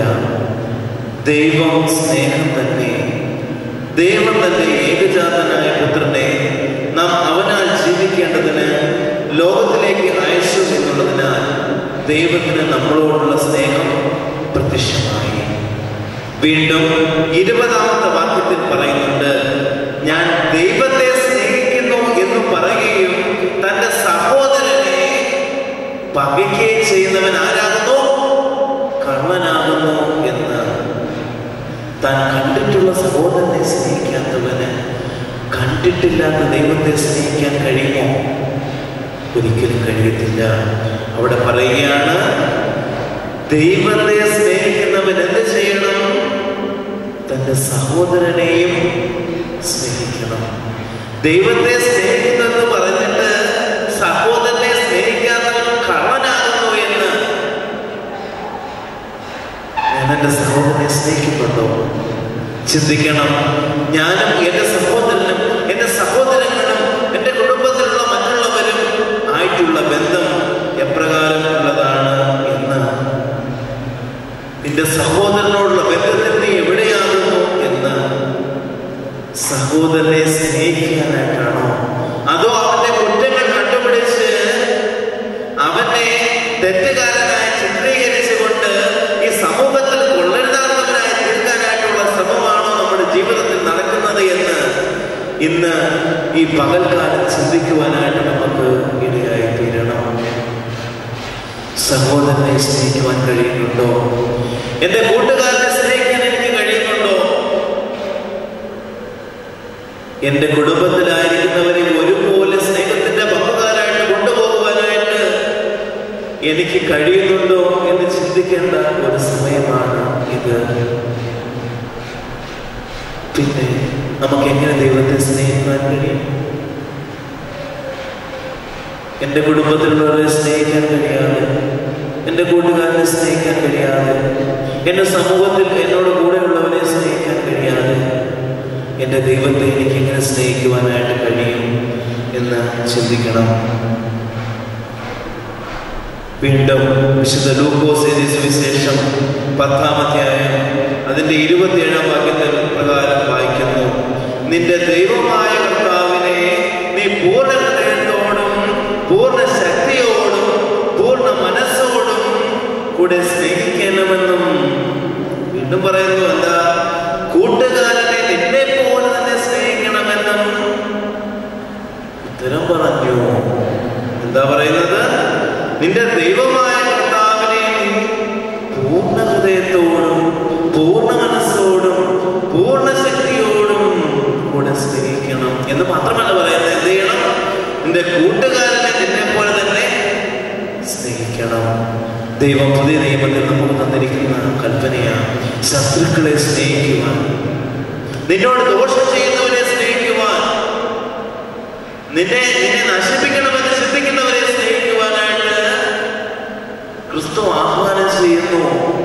നമുക്കറിയാം, കാൽവരി കുരിശിലേക്കുള്ള യാത്രയിൽ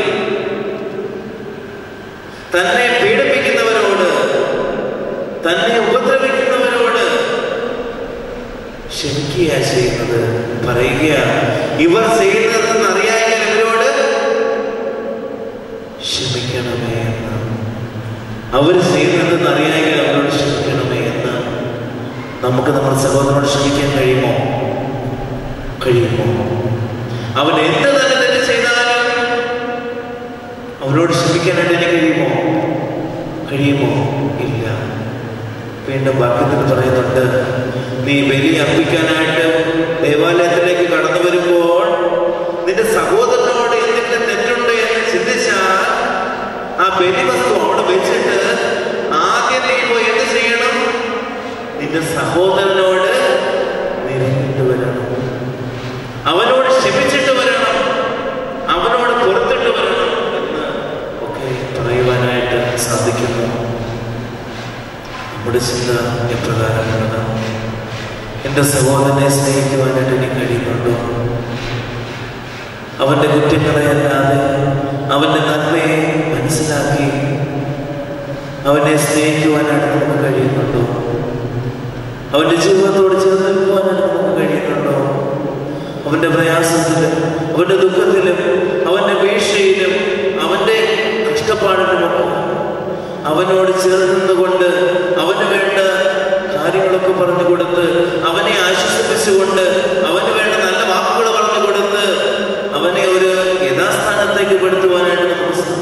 സാധിച്ചിട്ടുണ്ടോ? അവൻ സന്തോഷിക്കുമ്പോൾ അവനോട് കൂടെ സന്തോഷിക്കുവാനും അവൻ്റെ ദുഃഖത്തിൽ അവനോട് കൂടെ ചെയ്യുവാനും നമുക്ക് സാധിച്ചിട്ടുണ്ടോ എന്ന് ചിന്തിക്കുവാനായിട്ട് ഇടയായിത്തീരണം. വീണ്ടും മൂന്നാമതായിട്ട് പറയുന്നു, മൂന്നാമത്തെ കാരണമെന്ന് പറയുന്നത് പാപിയുടെ കുമ്പസാരം ആഗ്രഹിക്കുന്ന ദൈവം. എന്ത്? പാപിയുടെ കുമ്പസാരം ആഗ്രഹിക്കുന്ന ദൈവം. God desired contrition of Adam. ആദമും ഹവ്വയും എന്ത് ചെയ്തെന്നും അവൻ എവിടെയാണെന്നും അറിഞ്ഞിരിക്കെ അവരോട് ഈ ചോദ്യം ചോദിക്കാനായിട്ടുള്ള കാരണം എന്താണെന്ന് ചിന്തിക്കാം. എന്താ കാരണം? ദൈവം അവരുടെ വാക്കിൽ നിന്ന് തന്നെ സത്യത്തെയും അവർ ചെയ്ത കാര്യങ്ങൾ ഏറ്റുപറയണമെന്നും ദൈവം തമ്പുരാൻ ആഗ്രഹിക്കുന്നു. അവൻ എന്താ തെറ്റ് ചെയ്തത്, അവന്റെ ജീവിതത്തിൽ എന്ത് തെറ്റാണ് സംഭവിച്ചത് എന്ന് അവന് ബോധ്യമുണ്ടാകണം. അവൻ തെറ്റുകാരനാണ് അവന് ബോധ്യമുണ്ടാകണം. അവൻ ചെയ്ത തെറ്റവന് മനസ്സിലാകണം. അങ്ങനെ ആയെങ്കിൽ മാത്രമേ അവന് പുതിയൊരു ജീവിതത്തിലേക്ക് കടക്കുവാനായിട്ട് സാധിക്കുകയുള്ളൂ. ദൈവത്തിന്റെ കൽപ്പന ലംഘിച്ചു എന്ന് അവന് മനസ്സിലാകണം. അവൻ തെറ്റുകാരനാണ്, ഞാൻ ദൈവത്തോട് പാപം ചെയ്തു പോയി, അവന്റെ സന്നിധിയിലേക്ക് വരുവാനായിട്ട് ഞാൻ യോഗ്യനല്ല എന്ന് അവന് മനസ്സിലായത് കൊണ്ടാണ് അവൻ ഒളിച്ചിരിക്കുന്നത്. അല്ലേ? ആണ്. അവന്റെ ജീവിതം, അവരുടെ ജീവിതം തെറ്റ് ചെയ്തു എന്ന് മനസ്സിലായപ്പോൾ തന്നെ സൃഷ്ടിച്ച സൃഷ്ടാവിനെ മറന്നുകൊണ്ട്, സൃഷ്ടാവിനെ പേടിച്ചുകൊണ്ട് അവർ ഒളിച്ചിരിക്കുന്നു. സൃഷ്ടാവിന്റെ അടുക്കിലേക്ക് പോകുവാനായിട്ട് അവർക്ക് പേടിയാകുന്നു. ദൈവം പറഞ്ഞത്, ഈ തോട്ടത്തിലുള്ള എന്ത് മരം നിനക്ക് കഴിക്കാം, പക്ഷേ ഇതിന്റെ നടുക്കുള്ള നന്മ തിന്മകളെ കുറിച്ചുള്ള അറിവിന്റെ മരം മാത്രം നീ കഴിക്കരുത് എന്ന് ഒരു വിലക്ക് മാത്രമേ കൊടുത്തിട്ടുള്ളൂ.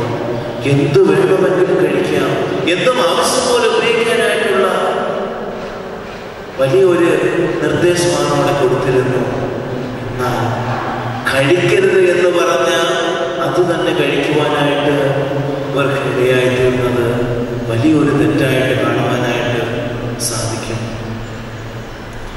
കാരുണ്യവാനായ ദൈവം നമുക്ക് ഉണ്ട് എന്നുള്ളതിന് ഒരു വലിയ ഉദാഹരണമാണ്.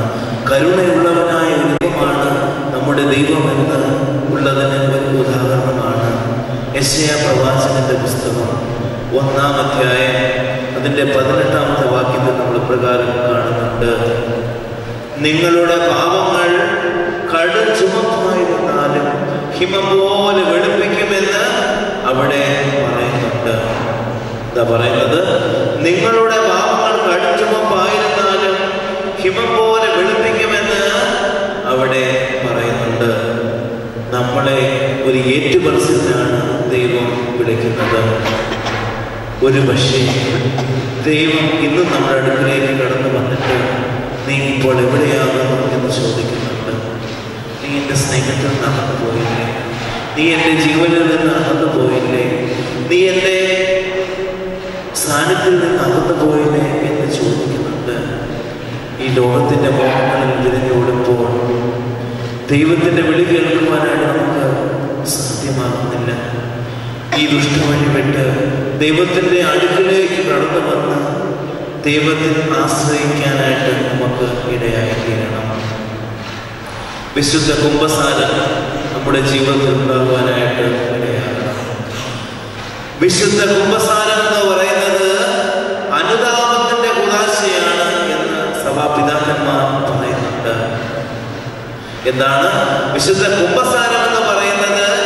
അനുതാപത്തിന്റെ കൂദാശയാണ്.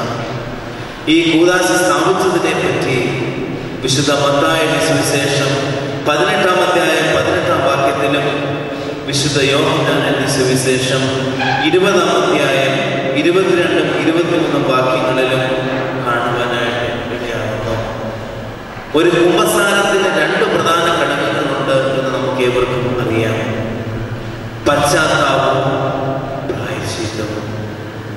എന്തൊക്കെയാണ് ഉണ്ടാകേണ്ടത്? പശ്ചാത്താപവും പ്രായശ്ചിത്തവും. ഞാൻ ചെയ്ത തെറ്റിനെ ഓർത്ത് പശ്ചാത്തപിക്കുവാനായിട്ട് ഇടയായിട്ടുണ്ടോ? കഴിഞ്ഞ കാല ജീവിതത്തിൽ എനിക്ക് വന്നു പോയിട്ടുള്ള തെറ്റുകൾ എന്താണെന്ന് മനസ്സിലാക്കി, ഞാൻ തെറ്റ് ചെയ്തു പോയി എന്ന് മനസ്സിലാക്കി പശ്ചാത്താപത്തോടെ വിശുദ്ധ ദേവാലയത്തിലേക്ക് കടന്നു വന്ന് പൂർണ്ണ സമർപ്പണത്തോടെ ദൈവത്തിന്റെ പ്രതിപുരുഷനായ പട്ടക്കാരനോട് ഏറ്റുപറയുവാനായിട്ട് സാധിച്ചിട്ടുണ്ടോ എന്ന് ഒരു ചോദ്യം നമ്മളോട് ചോദിക്കണം. വിശുദ്ധ കുംഭസാരം എന്ന് പറയുന്നത് കഴിഞ്ഞ കാല ജീവിതത്തിൽ ഉണ്ടായിരിക്കുന്ന എല്ലാ തെറ്റുകളും വിശുദ്ധ കുംഭസാരത്തിന് ശേഷം എന്റെ ജീവിതത്തിൽ വാക്കാലോ നോട്ടത്താലോ പ്രവൃത്തിയാലോ ചിന്തകളാലോ വന്നു പോയിട്ടുള്ള എന്ത് തെറ്റായാലും ഏത് തരത്തിലുള്ള തെറ്റായാലും നമ്മുടെ ആത്മീയ പിതാവായ പട്ടക്കാരനോട് ഏറ്റുപറയുവാനായിട്ട് സാധിച്ചിട്ടുണ്ടോ എന്ന് ചിന്തിക്കണം. നമുക്കറിയാം, നമുക്കൊരു അസുഖം വന്നിട്ട് ഡോക്ടറുടെ അടുക്കിലേക്ക് കടന്നു ചെല്ലുമ്പോൾ ഡോക്ടർ ചോദിക്കും, എന്താ നിനക്ക് പറ്റിയത്, അല്ലെങ്കിൽ എന്താ നിന്റെ രോഗമെന്ന് ചോദിക്കും. അന്നേരം ഡോക്ടറിൻ്റെ അടുത്ത് എനിക്കുണ്ടായ എല്ലാ കാര്യങ്ങളും പറയത്തില്ലേ? പറയുന്നു. എന്തൊക്കെ പ്രശ്നമുണ്ടോ അതെല്ലാം വിശദമായി ഡോക്ടറോട് പറയും. എന്തെങ്കിലും ഒരു കാര്യം ഒളിച്ചു വെച്ച് കഴിഞ്ഞാൽ നമ്മുടെ രോഗത്തിന്റെ സൗഖ്യം ഉണ്ടാകുമോ? ഉണ്ടാകുന്നില്ല.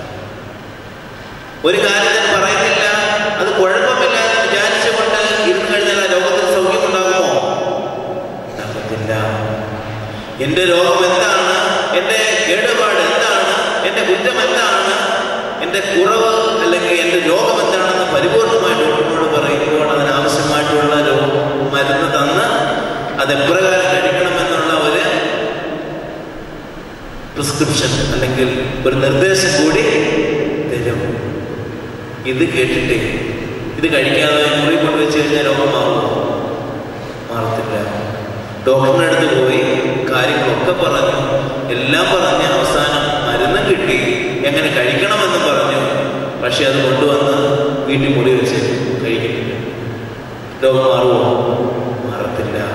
ഡോക്ടർ എങ്ങനെ കഴിക്കാന്ന് പറഞ്ഞോ അതിൻ പ്രകാരം സമയാസമയങ്ങളിൽ കഴിക്കുമ്പോൾ എന്ത് മാറും?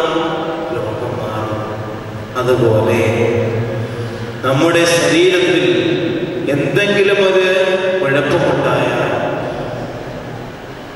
ഡോക്ടറിന്റെ അടുത്ത് പോയി ആ മുറിവ്, ആ രോഗം സൗഖ്യമാക്കുവാനായിട്ട് ശ്രമിക്കുന്നത് പോലെ, ഒരു മുറിവുണ്ടാകുമ്പോൾ ആ മുറിവ് ശമിപ്പിക്കാനായിട്ട് പോലെ, അല്ലാതെ ആ മുറിവ് വെച്ചുകൊണ്ടിരുന്ന് അത് വലിയ വ്രണമായി വേദനിപ്പിച്ച് നമ്മുടെ ശരീരഭാഗങ്ങളെല്ലാം അത് ഇൻഫെക്ഷനായി നമ്മുടെ ജീവിതത്തിൽ പ്രയാസം ഉണ്ടാകുവാനായിട്ടുള്ള ഒരവസരം നമ്മൾ ഉണ്ടാക്കാറില്ല. അതുപോലെ നമ്മുടെ ആത്മീയമായിട്ടുള്ള ലോകത്തിന്, നമ്മുടെ ആത്മീയമായ കുറവുകൾക്കും ഭൗതികമായ കുറവുകൾ രോഗങ്ങൾ കണ്ടുപിടിക്കുന്നത് പോലെ, ഭൗതികമായ പ്രശ്നങ്ങൾ കണ്ടുപിടിക്കുന്നത് പോലെ ആത്മീയമായ എൻ്റെ ജീവിതത്തിൽ ഉണ്ടായിരിക്കുന്ന കുറവുകൾ എന്താണെന്ന് മനസ്സിലാക്കി അത് പട്ടക്കാരനോട്, ഒരു ഡോക്ടറിനോട് രോഗി എങ്ങനെ പറയുന്നുവോ അതുപോലെ പുള്ളി തെറ്റാതെ പറഞ്ഞാൽ നമ്മുടെ ആത്മീയ മനസ്സിനും സൗഖ്യമുണ്ടാകും. അല്ലേ? ഉണ്ടാകും. ഞാനീ പറയുന്ന കാര്യങ്ങൾ ഇനി വേറെ ആരെങ്കിലും പറയുമോ എന്നൊരു സംശയം നമുക്ക് ഉണ്ടാകാറുണ്ട്. ഞാൻ ഈ അച്ഛനോടെല്ലാം ഇങ്ങനെ തുറന്നു പറയും. ഇനി തുറന്നു പറയുന്ന കാര്യങ്ങൾ വേറെ ആരെങ്കിലും അടുത്ത് പറയുമോ എന്ന് ചിന്തിക്കാറുണ്ട്. നമ്മൾ ഓർത്തിരിക്കേണ്ട ഒരു കാര്യമുണ്ട്. പുരോഹിതനോട് ഏറ്റു പറഞ്ഞിരിക്കുന്ന പാപങ്ങൾ, കുമ്പസാര രഹസ്യം വെളിയിൽ പറയുവാനായിട്ട് ഒരു പുരോഹിതനും അവകാശമില്ല എന്നുള്ളത്. പുരോഹിതന് ജീവന് ഭീഷണി നേരിട്ടാൽ പോലും പറയാനായിട്ടുള്ള അനുവാദം ഇല്ല എന്നുള്ളത്. അതുകൊണ്ട് എന്തു തന്നെയായിരുന്നാലും, എൻ്റെ ജീവിതത്തിൽ എന്ത് കുറവുണ്ടായാലും, എൻ്റെ ജീവിതത്തിൽ എന്ത് തെറ്റുണ്ടായാലും പൂർണ്ണമായി പറയുവാനായിട്ട് ഇടയാക്കണം. കുറച്ച് കാര്യങ്ങൾ മറച്ചു വെക്കുവാനായിട്ടുള്ളതല്ല. എന്ത് പറ്റിയോ, എൻ്റെ ജീവിതത്തിൽ എന്ത് സംഭവിച്ചോ, അത് പൂർണ്ണമായി പറയുവാനായിട്ട് സാധിക്കണം. വിശുദ്ധിയോട് വിളക്കി ചേർത്ത കൂദാശയാണ് വിശുദ്ധ കുമ്പസാരം എന്ന് പറയുന്നത്.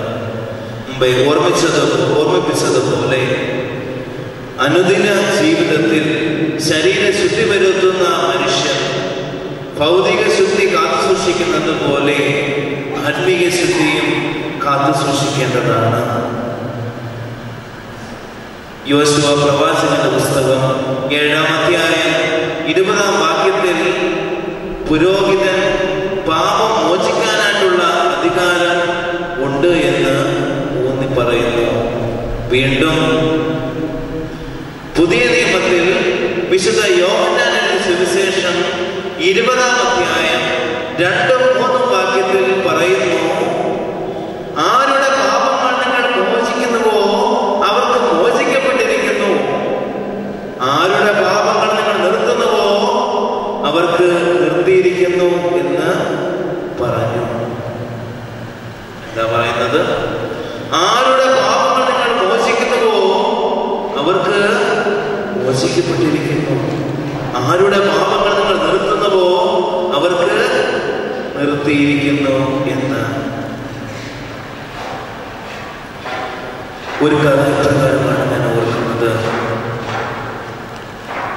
ഒരു അച്ഛൻ്റെ അടുത്തേക്ക് കുമ്പസാരിക്കാനായിട്ട് കടന്നു വന്നിട്ട്, വളരെ കാലത്തിന് ശേഷം കുമ്പസാരിക്കാനായിട്ട് 2 സുഹൃത്തുക്കൾ കടന്നു വന്നു. 2 സുഹൃത്തുക്കൾ കടന്നു വന്നിട്ട് പറയുകയുണ്ടായി, എല്ലാ പാപങ്ങളും പറഞ്ഞു. പുരോഹിതൻ പ്രായശ്ചിത്തമായിട്ട് പറഞ്ഞു, 2 കുരിശ് തോളിൽ വഹിച്ചുകൊണ്ട് ഒരു നദി കടന്ന് അപ്പുറത്ത് പോയി അവിടെ ഒരു ദേവാലയമുണ്ട്, അവിടെ പോയി പ്രാർത്ഥിക്കണം എന്ന്. ഈ 2 കൂട്ടുകാരും വളരെ സന്തോഷത്തോടുകൂടി ഈ നിർദ്ദേശം ഏറ്റെടുത്തു. അവര് വലിയ 2 കുരിശും തോളിൽ വഹിച്ചുകൊണ്ട് യാത്ര ആരംഭിച്ചു. വളരെ പ്രയാസം നിറഞ്ഞ യാത്രയാണ്, വളരെ ക്ലേശം നിറഞ്ഞ യാത്രയാണ്, വളരെ പ്രതിസന്ധികൾ നിറഞ്ഞ യാത്രയാണ്. അവരിങ്ങനെ മുമ്പോട്ട് പോയിക്കൊണ്ടിരിക്കുകയാണ്. സമയം കഴിയുന്നു, ദിവസം കഴിയുന്നു, ഇങ്ങനെ പോയി പോയി പോയി അവർക്ക് ഈ കുരിശ് ഒരു ഭാരമായി തീർന്നു. ഈ കുരിശ് കൊണ്ട് വഹിച്ചുകൊണ്ടുള്ള യാത്ര വളരെ വലിയൊരു ഭാരമായി തീർന്നു. 2 പേരും തമ്മിൽ തീരുമാനിച്ചു. അച്ഛൻ പറഞ്ഞത് കുരിശ് കൊണ്ട് യാത്ര ചെയ്യുവാനായിട്ട് അല്ലേ, കുരിശ് എടുക്കണമെന്ന് മാത്രമേ പറഞ്ഞിട്ടുള്ളൂ, അത് എത്ര വലുതാകണമെന്നും ഒന്നും പറഞ്ഞിട്ടില്ല. ഒരു കൂട്ടുകാരൻ ചെയ്തു, ആ കുരിശിന്റെ നീളം കുറച്ചു. വലിയ കുരിശിന്റെ നീളം കുറച്ചു. 2ാമത്തെ കൂട്ടുകാരൻ അവന്റെ കുരിശിന്റെ വണ്ണം കുറച്ചു. അങ്ങനെ വീണ്ടും അവർ യാത്ര ആരംഭിക്കുന്നു. വീണ്ടും അവർ വളരെ സന്തോഷത്തോടുകൂടി യാത്ര മുമ്പോട്ട് പോവുകയാണ്. അവർക്ക് നേരത്തെ അത്രയും ഭാരമില്ല, നേരത്തെ അത്രയും പ്രയാസമില്ല, പഠിപ്പുകളൊന്നുമില്ല. നേരത്തേക്കാൾ അധികമായി കുറച്ചുകൂടെ സന്തോഷം അവർക്ക് കിട്ടുകയാണ് ആ യാത്രയിൽ. കാരണം കുരിശിന്റെ ഭാരം അവർക്ക് കുറഞ്ഞു. അവരിങ്ങനെ നടന്ന് നടന്ന് നടന്ന് നദിക്കരയിലെത്തി. ഈ നദി ക്രോസ് ചെയ്യണമെങ്കിൽ എന്തെങ്കിലും ആ നടുക്ക് വെച്ചെങ്കിൽ മാത്രമേ പറ്റത്തുള്ളൂ. ഒരു തടി വെച്ചെങ്കിൽ മാത്രമേ പോകുവാനായിട്ട് സാധിക്കുകയുള്ളൂ. അവര് നോക്കുമ്പോൾ വേറെ ഒന്നുമില്ല, അവരെ കുരിശ് മാത്രമേ ഉള്ളൂ. ആദ്യത്തെ ആള് ആ കുരിശ് വെച്ച് നോക്കി. ആ കുരിശിന് നീളമില്ലാത്തത് കൊണ്ട് അദ്ദേഹം അതിൽ നിന്ന് പിന്മാറി. 2ാമത്തെ ആൾ വിചാരിച്ചു, എൻ്റെ കുരിശിന് നീളക്കുറവൊന്നുമില്ലല്ലോ, നീളക്കൂടുതലുണ്ട്, എന്നാൽ ഞാൻ അപ്പുറത്ത് പോകാമെന്ന് വിചാരിച്ചു. ആദ്യം അദ്ദേഹം അപ്പുറത്ത് പോകുവാനായിട്ട് ശ്രമിച്ചു. ഈ കുരിശ് ആ നദിക്ക് മധ്യേ വെച്ചു. എന്നിട്ട് ഇദ്ദേഹം വളരെ സന്തോഷത്തോടുകൂടി ഈ കുരിശിൽ ചവിട്ടി മുമ്പോട്ട് പോയി. ഒത്ത നടുക്കെത്തിയപ്പോൾ ആ കുരിശിന് വണ്ണമില്ലാത്തത് കൊണ്ട് ഒടിഞ്ഞ് ആ വെള്ളത്തിൽ രണ്ടാമത്തെ ആൾ ഇപ്പുറത്ത് നിന്നുകൊണ്ട് അവിടുത്തെ ചൂടും പ്രയാസവും ഒക്കെ ആയിക്കൊണ്ട് മരിച്ചു പോവുകയാണ് ചെയ്യുന്നത്. ഇത് വലിയൊരു പാഠമാണ് തരുന്നത്. എന്താ തരുന്നത്? കുരിശാവുന്ന കഷ്ടം നമ്മുടെ ജീവിതത്തിലേക്ക് കടന്നു വരുമ്പോൾ, നമ്മുടെ ജീവിതത്തിലേക്ക് പ്രയാസങ്ങൾ, പ്രതിസന്ധികൾ കടന്നു വരുമ്പോൾ അതിനെ ലഘൂകരിക്കാനായിട്ട് പല മാർഗങ്ങളും നമ്മൾ ചിന്തിക്കുകയും നമ്മുടെ ഇഷ്ടപ്രകാരം അത് ക്രമീകരിക്കുകയും ചെയ്യുവാനായിട്ട് ശ്രമിക്കുമ്പോൾ പലപ്പോഴും നമുക്ക് നഷ്ടങ്ങളുടെ ഒരു കൂമ്പാരമാണ് ഉണ്ടാകുവാനായിട്ട് പോകുന്നത്. അല്ലേ? നമ്മൾ പ്രാർത്ഥിക്കുമ്പോൾ ദൈവത്തിനറിയാം നമുക്ക് എന്താണ് ആവശ്യമുള്ളത് എന്ന്. ഓരോ വ്യക്തിയുടെ ജീവിതത്തിൽ എന്താണ് ആവശ്യമുള്ളത് എന്ന് അവന് വ്യക്തമായി അറിയാം. ഓരോ സമയങ്ങളും അവൻ എന്താണ് ആവശ്യമുള്ളത് എന്ന് അവന് വ്യക്തമായി അറിയാം.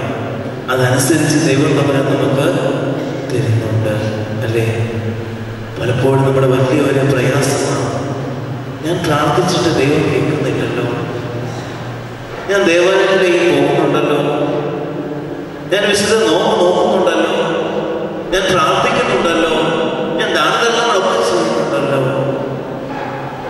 എന്നാൽ എന്താ എൻ്റെ പ്രാർത്ഥന ദൈവം കേൾക്കാതെ? ഞാൻ പറയുന്ന കാര്യങ്ങൾ എന്താ ദൈവം എനിക്ക് ചെയ്തു തരാതെ എന്ന് നമ്മുടെ ജീവിതത്തിൽ വലിയൊരു ചോദ്യം നമ്മൾ ചോദിക്കാറുണ്ട്. അല്ലേ? എന്താ കാരണം? നമുക്കതിപ്പോൾ ആവശ്യമില്ല എന്ന് ദൈവത്തിന് അറിയാം. അല്ലേ? നമുക്ക് എന്താവശ്യമുണ്ടെന്ന് ദൈവത്തിന് വ്യക്തമായിട്ട് അറിയാം. എങ്ങനെ പ്രാർത്ഥിക്കണമെന്നാ പറയുന്നത്?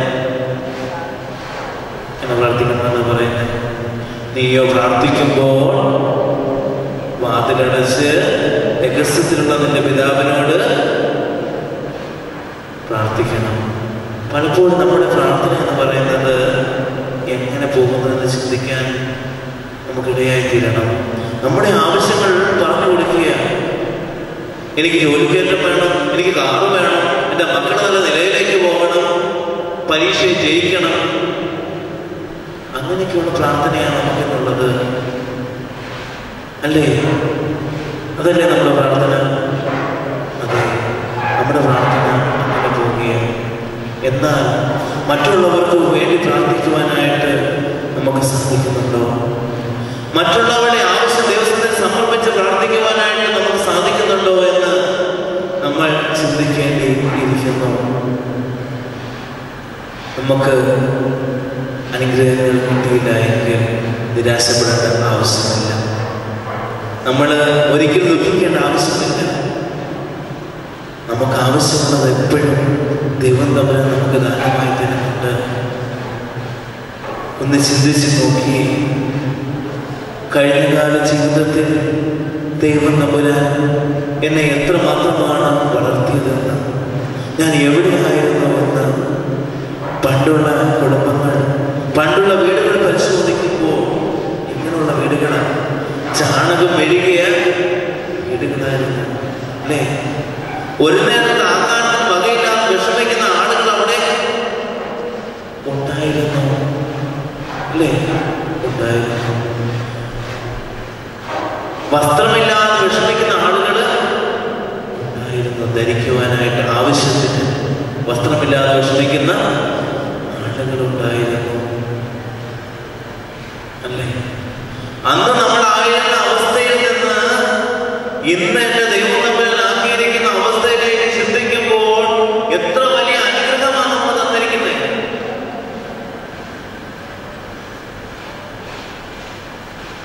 ആ അനുഗ്രഹങ്ങളൊക്കെ ഓർത്തു കഴിഞ്ഞാൽ ദൈവത്തിന് നന്ദി അർപ്പിക്കാതിരിക്കാൻ നമുക്ക് കഴിയുമോ? നമുക്ക് കഴിയുമോ? ഒരിക്കലുമില്ല. ആ പഴയ അവസ്ഥയിൽ നിന്നൊക്കെ മാറി ഇന്ന് എന്റെ ജീവിതത്തിലേക്ക് വന്നിരിക്കുന്ന എല്ലാ സൗഭാഗ്യങ്ങളും ഒന്നും എന്നെ വിളിക്കല്ല, എന്റെ കഴിവല്ല, എന്റെ പ്രവർത്തികളൊന്നുമല്ല, ദൈവത്തിന്റെ ദാനമാണെന്ന് മനസ്സിലാക്കുവാനായിട്ട് നമുക്ക് കഴിയുന്നുണ്ടോ? ഇപ്പൊ നമ്മൾ ചിന്തിക്കുന്ന എന്താ ചിന്തിക്കുന്നത്? എന്റെ കഴിവ് കൊണ്ടാണ് എനിക്ക് ജോലി കിട്ടിയത്. അല്ലേ? എന്റെ കഴിവ് കൊണ്ടാണ് എനിക്ക് സമ്പാദിക്കാൻ എന്റെ മിടുക്കുകൊണ്ടാണ് ഈ കമ്പനി മുമ്പോട്ട് പോകുന്നത്, അല്ലെങ്കിൽ ഞാൻ ഈ സ്ഥാനത്തായിരിക്കുന്നത് എന്നൊക്കെ ആണോ? ഒരിക്കലുമല്ല, ഒരിക്കലുമല്ല. ഇപ്പൊ നമ്മൾ പരീക്ഷ എഴുതാനായിട്ട് പോവുകയാണ്. പരീക്ഷ എഴുതാനായിട്ട് തലേന്നിരുന്ന് മൊത്തം പഠിച്ചു, കുറച്ച് നാളുകളായിട്ട് പഠിക്കുക. പരീക്ഷ എഴുതാനായിട്ട് പോയി പ്രാർത്ഥിക്കാതെ, ദൈവത്തോട് ചോദിക്കാതെ പോയി അവിടെ ഇരിക്കുമ്പോൾ ഇത്രയും മാസം കൊണ്ട് അധ്വാനിച്ച കാര്യങ്ങൾ ഓർമ്മപ്പെടുത്തുന്നതാണ് ദൈവം തമ്പുരാനാണ്. ഓർത്തില്ലെങ്കിൽ എന്തെങ്കിലും പ്രയോജനമുണ്ടോ? ഒരു ചൊല്ലുണ്ട്, താൻ പാതി ദൈവം പാതി എന്ന്. ഇപ്പൊ ഒരു തെറ്റിദ്ധാരണയുണ്ട് കുഞ്ഞുങ്ങളുടെ ഇടയിൽ. എന്താണെന്നറിയാമോ? പ്രാർത്ഥിച്ചാൽ മതി, എനിക്ക് പരീക്ഷ എഴുതാനായിട്ട് പറ്റും. കുട്ടികളുടെ വിചാരം ഒന്നും പഠിക്കാതെ പ്രാർത്ഥിച്ചിട്ട് പരീക്ഷ എഴുതി എന്തെങ്കിലും കിട്ടുമോ? ഒരിക്കലും ഒന്നും കിട്ടത്തില്ല. എന്ത് ചെയ്യണം? പഠിക്കേണ്ട കാര്യങ്ങൾ പഠിച്ച് ദൈവത്തോട് അനുവാദം ചോദിച്ചുകൊണ്ട് എനിക്ക് എഴുതാനായിട്ടുള്ള ശക്തി തരണമേ എന്ന് ദൈവത്തോട് പറഞ്ഞുകൊണ്ട് പോകുമ്പോൾ ദൈവം നമുക്ക് അതിനുള്ള ശക്തി തരും, ദൈവം നമുക്ക് അതിനുള്ള കൃപ തരും. നമ്മൾ ചിന്തിക്കേണ്ട വലിയ കാര്യമാണ് ഇത്. എന്താ? എൻ്റെ ജീവിതത്തിൽ ഉണ്ടായിരിക്കുന്ന ഈ സൗഭാഗ്യം എന്തായാലും, എൻ്റെ ജീവിതത്തിൽ ഉണ്ടായിരിക്കുന്ന ഈ കാര്യങ്ങൾ എന്തായാലും അതെല്ലാം ദൈവത്തിന്റെ ദാനമാണ്, ദൈവത്തിന്റെ സ്നേഹമാണ്, ദൈവത്തിന്റെ കൃപയാണ് എന്ന് നമ്മുടെ വിദ്യാഭ്യാസത്തിലോ നമ്മുടെ ജീവിത മഹിമയിലോ അംഗീകരിക്കുവാനായിട്ട് നമ്മൾ തീരരുത്. തന്നെത്താൻ ഉയർത്തുന്നവനെല്ലാം താഴ്ത്തപ്പെടും, തന്നെത്താൻ താഴ്ത്തുന്നവനെല്ലാം ഉയർത്തപ്പെടും എന്ന് നമ്മൾ തിരുവചനത്തിൽ വായിക്കുന്നുണ്ടല്ലോ. വീണ്ടും പാപത്തെക്കുറിച്ചാണ് ഞാൻ പറഞ്ഞത്. നമ്മൾ ഈ ദേവാലയത്തിലേക്ക് കുമ്പസാരിക്കാനായിട്ട് കടന്നു വരുമ്പോൾ നമ്മൾ ചിന്തിക്കണം, നമ്മൾ പട്ടക്കാരുടെ അടുത്താണ് അല്ലെങ്കിൽ നമ്മുടെ ആത്മീയ പിതാവിൻ്റെ അടുത്താണ് കുമ്പസാരിക്കുന്നത്. എന്നാൽ എൻ്റെ എല്ലാ കാര്യങ്ങളും അറിയുന്ന ദൈവത്തിന്റെ മുമ്പാകെയല്ലേ ഞാനിത് പറയാനായിട്ട് പോകുന്നത് എന്ന് അവന്റെ മുമ്പാകെ എന്തെങ്കിലും മറച്ചു വയ്ക്കുവാനായിട്ട് കഴിയുമോ? ഇല്ല. ഇന്നത്തെ സാഹചര്യത്തിൽ പലപ്പോഴും നമ്മുടെ പാപങ്ങളെ പറ്റി മനസ്സിലാക്കുവാനായിട്ട് നമുക്ക് ഇടയാകുന്നില്ല.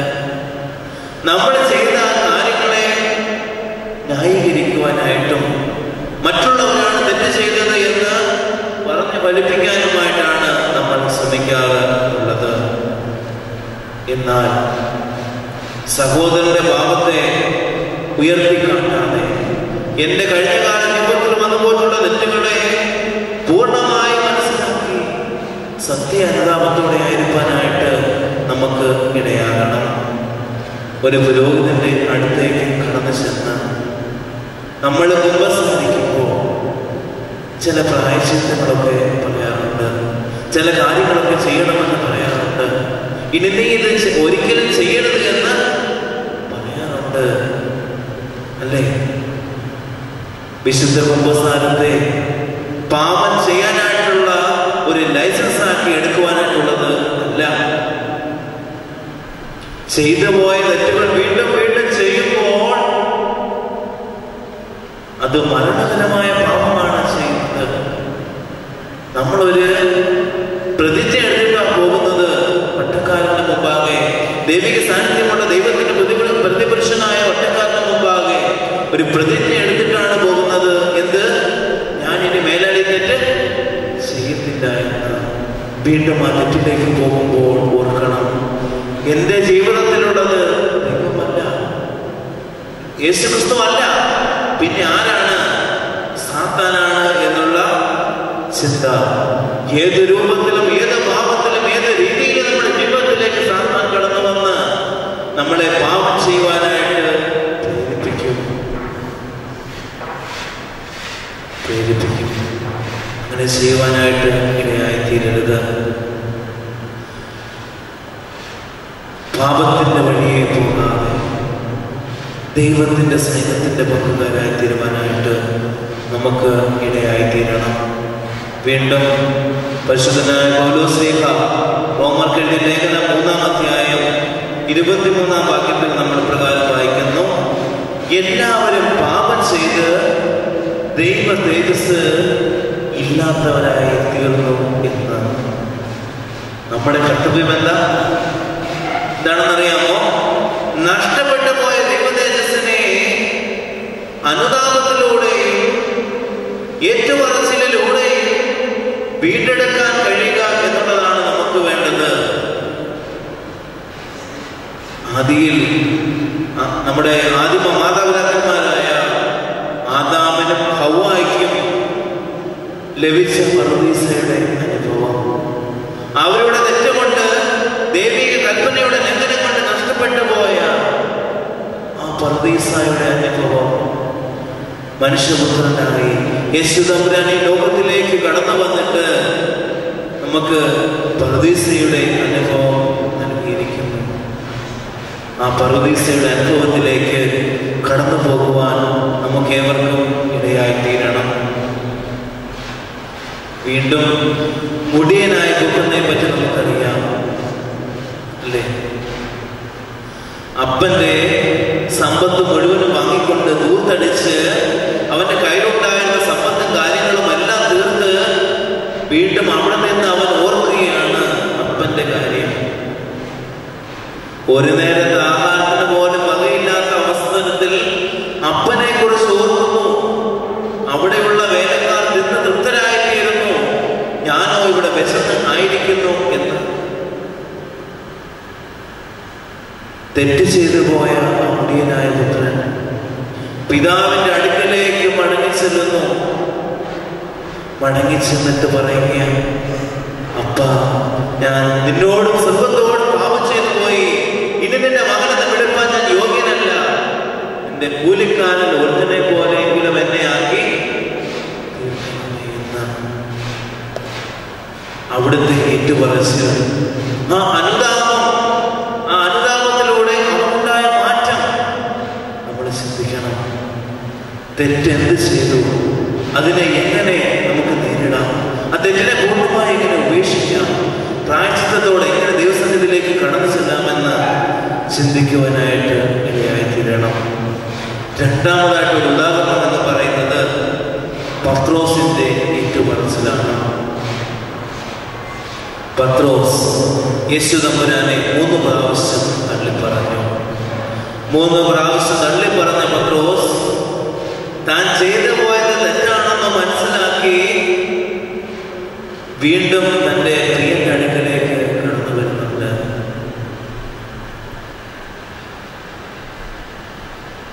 വീണ്ടും പത്രോസും ശിഷ്യന്മാരും കൂടി പഴയ ജോലിയിലേക്ക് പോകുവാനായിട്ട് ആഗ്രഹിക്കുന്നുണ്ട്.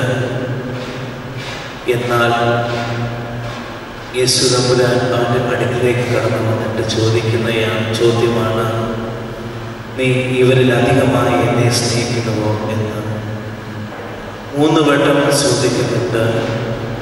പിതാക്കന്മാർ പറയുന്നത് ഈ 3 വട്ടം ചോദിക്കാനായിട്ടുള്ള സാഹചര്യം എന്ന് പറയുന്നത് 3 വട്ടം യേശു തമ്പുരാനെ തള്ളിപ്പറഞ്ഞ പത്രോസ്ലീഹ സത്യ അനുതാപത്തിലൂടെ 3 പ്രാവശ്യം ദൈവത്തോടുള്ള സ്നേഹവും വിധേയത്വവും ഏറ്റുപറഞ്ഞ് ദൈവിക രാജ്യത്തിന്റെ കെട്ടുപണിക്കാരനായി തിരുവാനായിട്ടുള്ള വലിയൊരു കൽപ്പന വാങ്ങുകയാണ് ഇവിടെ. പത്രോസ് തെറ്റ് ചെയ്തു പോയി. പത്രോസ് തെറ്റ് ചെയ്തെന്ന് പറഞ്ഞ് പശ്ചാത്താപത്തോടെ യേശു തമ്പുരാന്റെ അടുക്കിലേക്ക് കടന്നു വന്നപ്പോൾ അവനെ തള്ളിക്കളയുകയാണോ ചെയ്തത്? അല്ല. തന്റെ ആട്ടിൻകുട്ടികളെ പാലിക്കുവാനായിട്ടുള്ള വലിയൊരു നിർദ്ദേശം കൊടുക്കുകയാണ് ചെയ്യുന്നത്.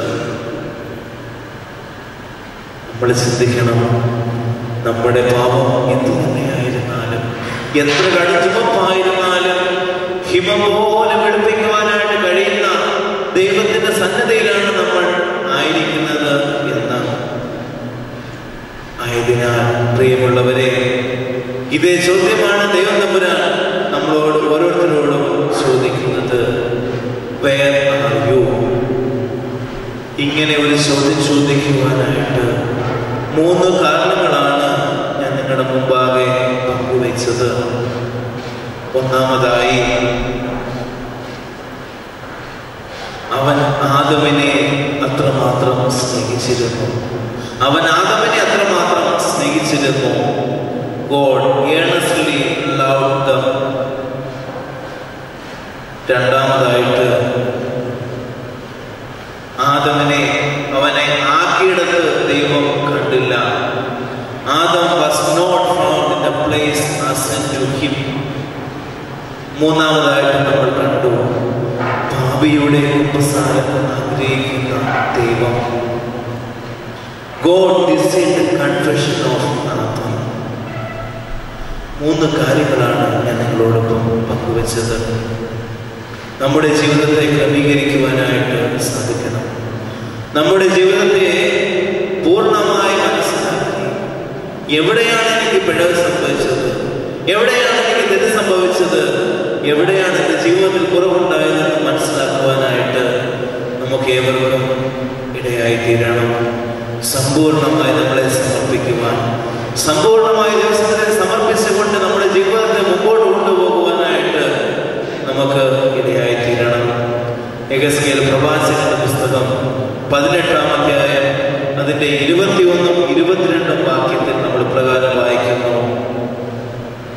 എന്നാൽ ദുഷ്ടൻ താൻ ചെയ്ത സകല പാപവും വിട്ടുതിരിഞ്ഞ് എന്റെ ചട്ടങ്ങളെല്ലാം പ്രമാണിച്ച് നീതിയും ന്യായവും പ്രവർത്തിക്കുന്നു എങ്കിൽ അവൻ മരിക്കാതെ ജീവിച്ചിരിക്കും. അവൻ ചെയ്ത അതിക്രമങ്ങളിൽ ഒന്നിനെയും അവന് കണക്കിടുകയും ഇല്ല. അവൻ ചെയ്ത നീതിയാൽ അവൻ ജീവിക്കും. എന്താണ് പറയുന്നത്? എന്നാൽ ദുഷ്ടൻ താൻ ചെയ്ത സകല പാപവും വിട്ടുതിരിഞ്ഞ് എന്റെ ചട്ടങ്ങളെല്ലാം പ്രമാണിച്ച് നീതിയും ന്യായവും പ്രവർത്തിക്കുന്നുവെങ്കിൽ അവൻ മരിക്കാതെ ജീവിച്ചിരിക്കും. എന്ന് മാത്രമല്ല, അവൻ ചെയ്ത അതിക്രമങ്ങൾ ഒന്നിനെയും അവൻ കണക്കിടുകയും ഇല്ല. അവൻ ചെയ്ത നീതിയാൽ അവൻ ജീവിക്കും. നമ്മളെ ആക്കി വെച്ചിരിക്കുന്ന ഒരു സ്ഥാനമുണ്ടല്ലോ, ദൈവം നമ്മളെ ആക്കി വെച്ചിരിക്കുന്ന ഒരു പദവിയുണ്ടല്ലോ, ദൈവത്തിന്റെ മക്കളായിട്ട് വിളിച്ചു ചേർന്നിരിക്കുന്ന ദൈവിക മക്കളല്ലേ നമ്മൾ, ദൈവത്തിന്റെ സ്നേഹവാചനങ്ങളല്ലേ നമ്മൾ, അല്ലേ? വിശുദ്ധ മാമോദീസയിലൂടെ പരിശുദ്ധാത്മാവിന്റെ കൃപകളെ നമ്മുടെ ജീവിതത്തിലേക്ക് നമ്മൾ വാങ്ങിയവരല്ലേ? നമ്മുടെ ജീവിതത്തിൽ പരിശുദ്ധാത്മാവിന്റെ കൃപകളുണ്ടോ, പരിശുദ്ധാത്മാവിന്റെ ദൈവിക ഫലങ്ങൾ നമ്മുടെ ജീവിതത്തിലുണ്ടോ എന്ന് പരിശോധിക്കണം. അത് നമ്മുടെ ജീവിതത്തിൽ നിന്ന് നഷ്ടപ്പെട്ടു പോയിരിക്കുന്നു, അത് നമ്മുടെ ജീവിതത്തിൽ നിന്ന് അന്യമായി പോയിരിക്കുന്നു. കാരണം എന്താ? നമ്മുടെ കുറവുകൾ, നമ്മുടെ പ്രാർത്ഥനകളുടെ കുറവ്, നമ്മുടെ ജീവിത സാഹചര്യങ്ങളുടെ മാറ്റം, നഷ്ടപ്പെട്ടു പോയ പരിശുദ്ധാത്മാവിന്റെ കൃപകളെ, നഷ്ടപ്പെട്ടു പോയ ദൈവിക തേജസ്സിനെ വാങ്ങുവാനായിട്ട് നമുക്ക് സാധിക്കണം. വീണ്ടും നമുക്ക് പരിശുദ്ധ പിതാക്കന്മാരുടെ ഫോട്ടോകൾ ശ്രദ്ധിക്കുമ്പോൾ അതിൻ്റെ പുറകിലായിട്ട് പ്രകാശം കാണുവാനായിട്ട് സാധിക്കും. എങ്ങനെ അവർ തേജസ്സുള്ളവരായിരുന്നു? അവരുടെ ജീവിത ശുദ്ധി കൊണ്ട്, അവരുടെ ജീവിത ക്രമം കൊണ്ട്, അവരുടെ പ്രാർത്ഥനാ ജീവിതം കൊണ്ട്, അവരുടെ വിശുദ്ധ ജീവിതം കൊണ്ട്, അവരുടെ പുണ്യപ്രവർത്തികൾ കൊണ്ട്, അവരുടെ ദാനധർമ്മങ്ങൾ കൊണ്ട്, അവരുടെ മറ്റുള്ളവരോടുള്ള സ്നേഹം കൊണ്ട് അവരുടെ ജീവിതത്തിലേക്ക് ദൈവിക തേജസ് കടന്നു വരുന്നു. എന്തുകൊണ്ട് നമ്മുടെ ജീവിതത്തിലേക്ക് ദൈവിക തേജസ് കടന്നു വരുന്നില്ല? ദൈവത്തിന്റെ സ്വന്തം സ്വരൂപത്തിലും സാദൃശ്യത്തിലും സൃഷ്ടിച്ച ദൈവത്തിന്റെ മക്കളല്ലേ നമ്മൾ? എന്തുകൊണ്ട് നമുക്ക് നഷ്ടപ്പെട്ടു പോകുന്നു എന്ന് ഈ പകൽക്കാലം ചിന്തിക്കുവാനായിട്ട് ഇടയാകണം. തെറ്റിപ്പോയ വഴികളെ ഓർത്ത് ദൈവത്തിന്റെ സന്നിധിയിലേക്കും പൂർവ്വസ്ഥാനത്തേക്കും അനുതാപത്തോടെയും ഏറ്റുപറച്ചിലൂടെയും ആയിത്തീരുവാനായിട്ട് നമുക്ക് ഏവർക്കും ഇടയായിത്തീരണം. ഇന്നും നമ്മളോട് ചോദിക്കുകയാണ് ദൈവത്തമ്പുരാൻ, നീ എവിടെയാകുന്നു എന്നാണ്. നീ എന്നെ വിട്ട് ഓടിപ്പോയത് എന്താണ് എന്ന്. ഞാൻ നിനക്ക് എല്ലാം തന്നില്ലേ? ഞാൻ നിനക്ക് ഒരു കുടുംബം തന്നു, ഭർത്താവിനെ തന്നു, ഭാര്യയെ തന്നു, മക്കളെ തന്നു, സഹോദരങ്ങളെ തന്നു, വേണ്ട ജീവിത സൗഭാഗ്യങ്ങളെല്ലാം നിനക്ക് ദാനമായി തന്നു. എന്നിട്ട് നീ എന്തേ എന്നെ മറന്നുപോയി? എന്നിട്ട് നീ എന്തേ എന്നിൽ നിന്ന് അകന്നുപോയി എന്ന വലിയൊരു ചോദ്യം നമ്മളോട് ചോദിക്കുക ദൈവം തമ്പുരാൻ. എന്ത് മറുപടി നമുക്ക് പറയുവാനായിട്ട് സാധിക്കും? എന്ത് പറയുവാനായിട്ട് സാധിക്കും? ഇന്നത്തെ ധ്യാനത്തിലൂടെ നമ്മൾ ചിന്തിക്കുവാനായിട്ട് ഇടയായിത്തീരണം. എൻ്റെ ജീവിതത്തിൽ തെറ്റുകൾ സംഭവിച്ചത് എവിടെ? എൻ്റെ ജീവിതത്തിൽ കുറവുകൾ സംഭവിച്ചത് എവിടെ? എൻ്റെ ദൈവത്തിൽ നടന്നു പോകുവാനായിട്ടുള്ള കാരണം എന്താണ്? എൻ്റെ എന്താണ്? എൻ്റെ എന്ത് കുറവാണ്? എൻ്റെ പാപമാണോ? ഈ ലോകത്തോടുള്ള മോഹമാണോ?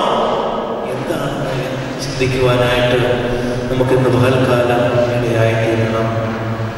നമ്മുടെ ജീവിതത്തെ വിശുദ്ധിയിലേക്ക് കൊണ്ടുപോകുവാനായിട്ട് ഇടയാകണം. നമ്മൾ വിശുദ്ധരായിത്തീരണമെന്ന് ആഗ്രഹിക്കുന്ന ഒരു ദൈവത്തിൻ്റെ സന്നിധിയിലാണ് നമ്മൾ കടന്നു വന്നിരിക്കുന്നത്. നമ്മൾ ദൈവത്തെ പോലെ ആകണമെന്ന് ആഗ്രഹിക്കുന്ന ദൈവത്തിൻ്റെ സന്നിധിയിലാണ് നമ്മൾ കടന്നു വന്നിരിക്കുന്നത്. നമ്മൾ ചിന്തിക്കാനായിട്ട് ഇടയായിത്തീരണം. പൂർണ്ണമായി നമ്മളെ സമർപ്പിക്കാൻ, എൻ്റെ എല്ലാ ദിവസവും സമർപ്പിക്കുവാനായിട്ട് ഇടയായിത്തീരണം. എൻ്റെ ഇഷ്ടമല്ല, നിന്റെ ഇഷ്ടം എന്നിൽ പ്രാവർത്തികമാകട്ടെ എന്ന് പറയുവാനായിട്ട് ഇടയാകണം. വിശ്വാസത്തിൽ ഉറച്ചിരിക്കുവാനായിട്ട് ഇടയാകണം. പ്രാർത്ഥിക്കുമ്പോൾ ആ പ്രാർത്ഥിക്കുന്ന കാര്യങ്ങളുടെ ജീവിതത്തിൽ സംഭവിച്ചു എന്ന് ഒരു വിശ്വാസമുണ്ടെങ്കിൽ അസാധ്യമായ കാര്യങ്ങൾ നമ്മുടെ ജീവിതത്തിൽ സാധ്യമാക്കാൻ കഴിയുന്ന ദൈവത്തിന്റെ മുമ്പാകെ നമ്മൾ നിൽക്കുന്നതെന്നുള്ള ചിന്ത നമ്മുടെ ജീവിതത്തിലുണ്ടെങ്കിൽ നമുക്ക് ദൈവത്തിന്റെ അനുഗ്രഹങ്ങൾ ധാരാളമായി കടന്നു വരും. നമുക്ക് പൂർണ്ണമായി ദൈവസന്നിധിയിൽ സമർപ്പിക്കാം.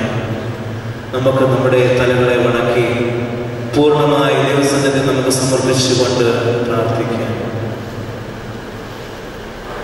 സർവ്വവും യേശുനാഥനായി സമർപ്പണം ചെയ്തിടുന്നു സ്നേഹമോടെ ഞാൻ.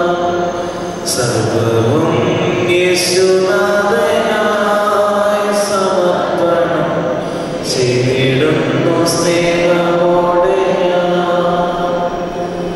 കാരണവാൻ ഞങ്ങൾ അത്യധികമായി സ്നേഹിക്കുന്ന ദൈവമായ കർത്താവേ, ഈ വിശുദ്ധ വെള്ളിയാഴ്ച കുറച്ച് സമയം നിന്റെ സന്നിധിയിലായിരിക്കാനും നിന്റെ ദൈവത്തിൻ്റെ മാറ്റമില്ലാത്ത വചനങ്ങളിൽ ആയിത്തീരുവാനും നിന്റെ മാറ്റമില്ലാത്ത വചനങ്ങൾ ഞങ്ങളുടെ ഹൃദയത്തെ കുത്തി തുളയ്ക്കത്തക്കവണ്ണം നമ്മുടെ ജീവിതത്തിന് മാനസാന്തരമുണ്ടാകുവാനായിട്ടും ഇടയായതിനാൽ ദൈവത്തിൽ പൂർണ്ണമായി നമുക്ക് സമർപ്പിക്കാം.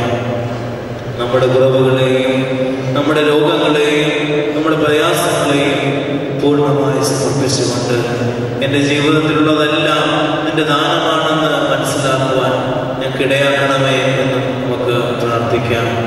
എൻ്റെ ബുദ്ധിയും എൻ്റെ കഴിവും എൻ്റെ എല്ലാ കാര്യങ്ങളും എൻ്റെ ദൈവത്തിൻ്റെ ദാനമാണെന്ന് മനസ്സിലാക്കാം. പൂർണ്ണമായ സമർപ്പണത്തോടെ ആയിരിക്കാം.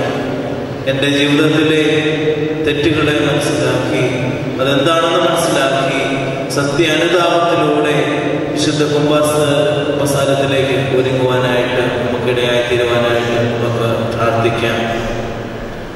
പൂർണ്ണമായി ദൈവസന്നിധിയിൽ സമർപ്പിച്ച് പൂർണ്ണമായി നമ്മുടെ ആവശ്യങ്ങളെ സമർപ്പിച്ച് നമുക്ക് ദാനമായി നൽകിയിരിക്കുന്ന ജീവനെ, ദാനമായി നൽകിയിരിക്കുന്ന താലന്തുകളെ ദൈവിക മഹത്വത്തിന് ഉതകുന്നതായി തീരുവാനായിട്ട് നമുക്കിടയാകട്ടെ എന്ന് പ്രാർത്ഥിക്കാം. ആയതിന് പരിശുദ്ധ മുഖ നമ്മളെ എല്ലാവരെയും ഇടയാക്കി തീർക്കട്ടെ. വീണ്ടും ഈ സമയം നിൽക്കുന്നത് ഇങ്ങനെ ഒരവസരം എനിക്കായിട്ട് ഒരുക്കിയത് പരുമല സെമിനാരിയുടെ മാനേജരായിരിക്കുന്ന മൗവ്യൻ റബ്ബാച്ചനാണ്. റബ്ബാച്ചനോടുള്ള സ്നേഹവും നന്ദിയും ഒക്കെ ഈ സമയത്ത് സമർപ്പിക്കുകയാണ്. വീണ്ടും ആദ്യമായിട്ടാണ് ഞാനൊരു ധ്യാനം എടുക്കുന്നത്. നിങ്ങളുടെ പ്രാർത്ഥന ഒന്നും കൊണ്ട് മാത്രമാണ് എന്തെങ്കിലുമൊക്കെ ദൈവത്തിൻ്റെ വചനങ്ങൾ പരിശുദ്ധാത്മാവിൻ്റെ കൃപയിലൂടെ നിങ്ങളോട് സംസാരിക്കുവാനായിട്ട് ഇടയായിത്തീർന്നത്. എനിക്ക് വേണ്ടി പ്രാർത്ഥിച്ച എല്ലാവരോടുമുള്ള നന്ദി സ്നേഹവും അറിയിച്ചുകൊണ്ട് നിർത്തുന്നു. ദൈവം നമ്മളെ എല്ലാവരെയും വാഴ്ത്തി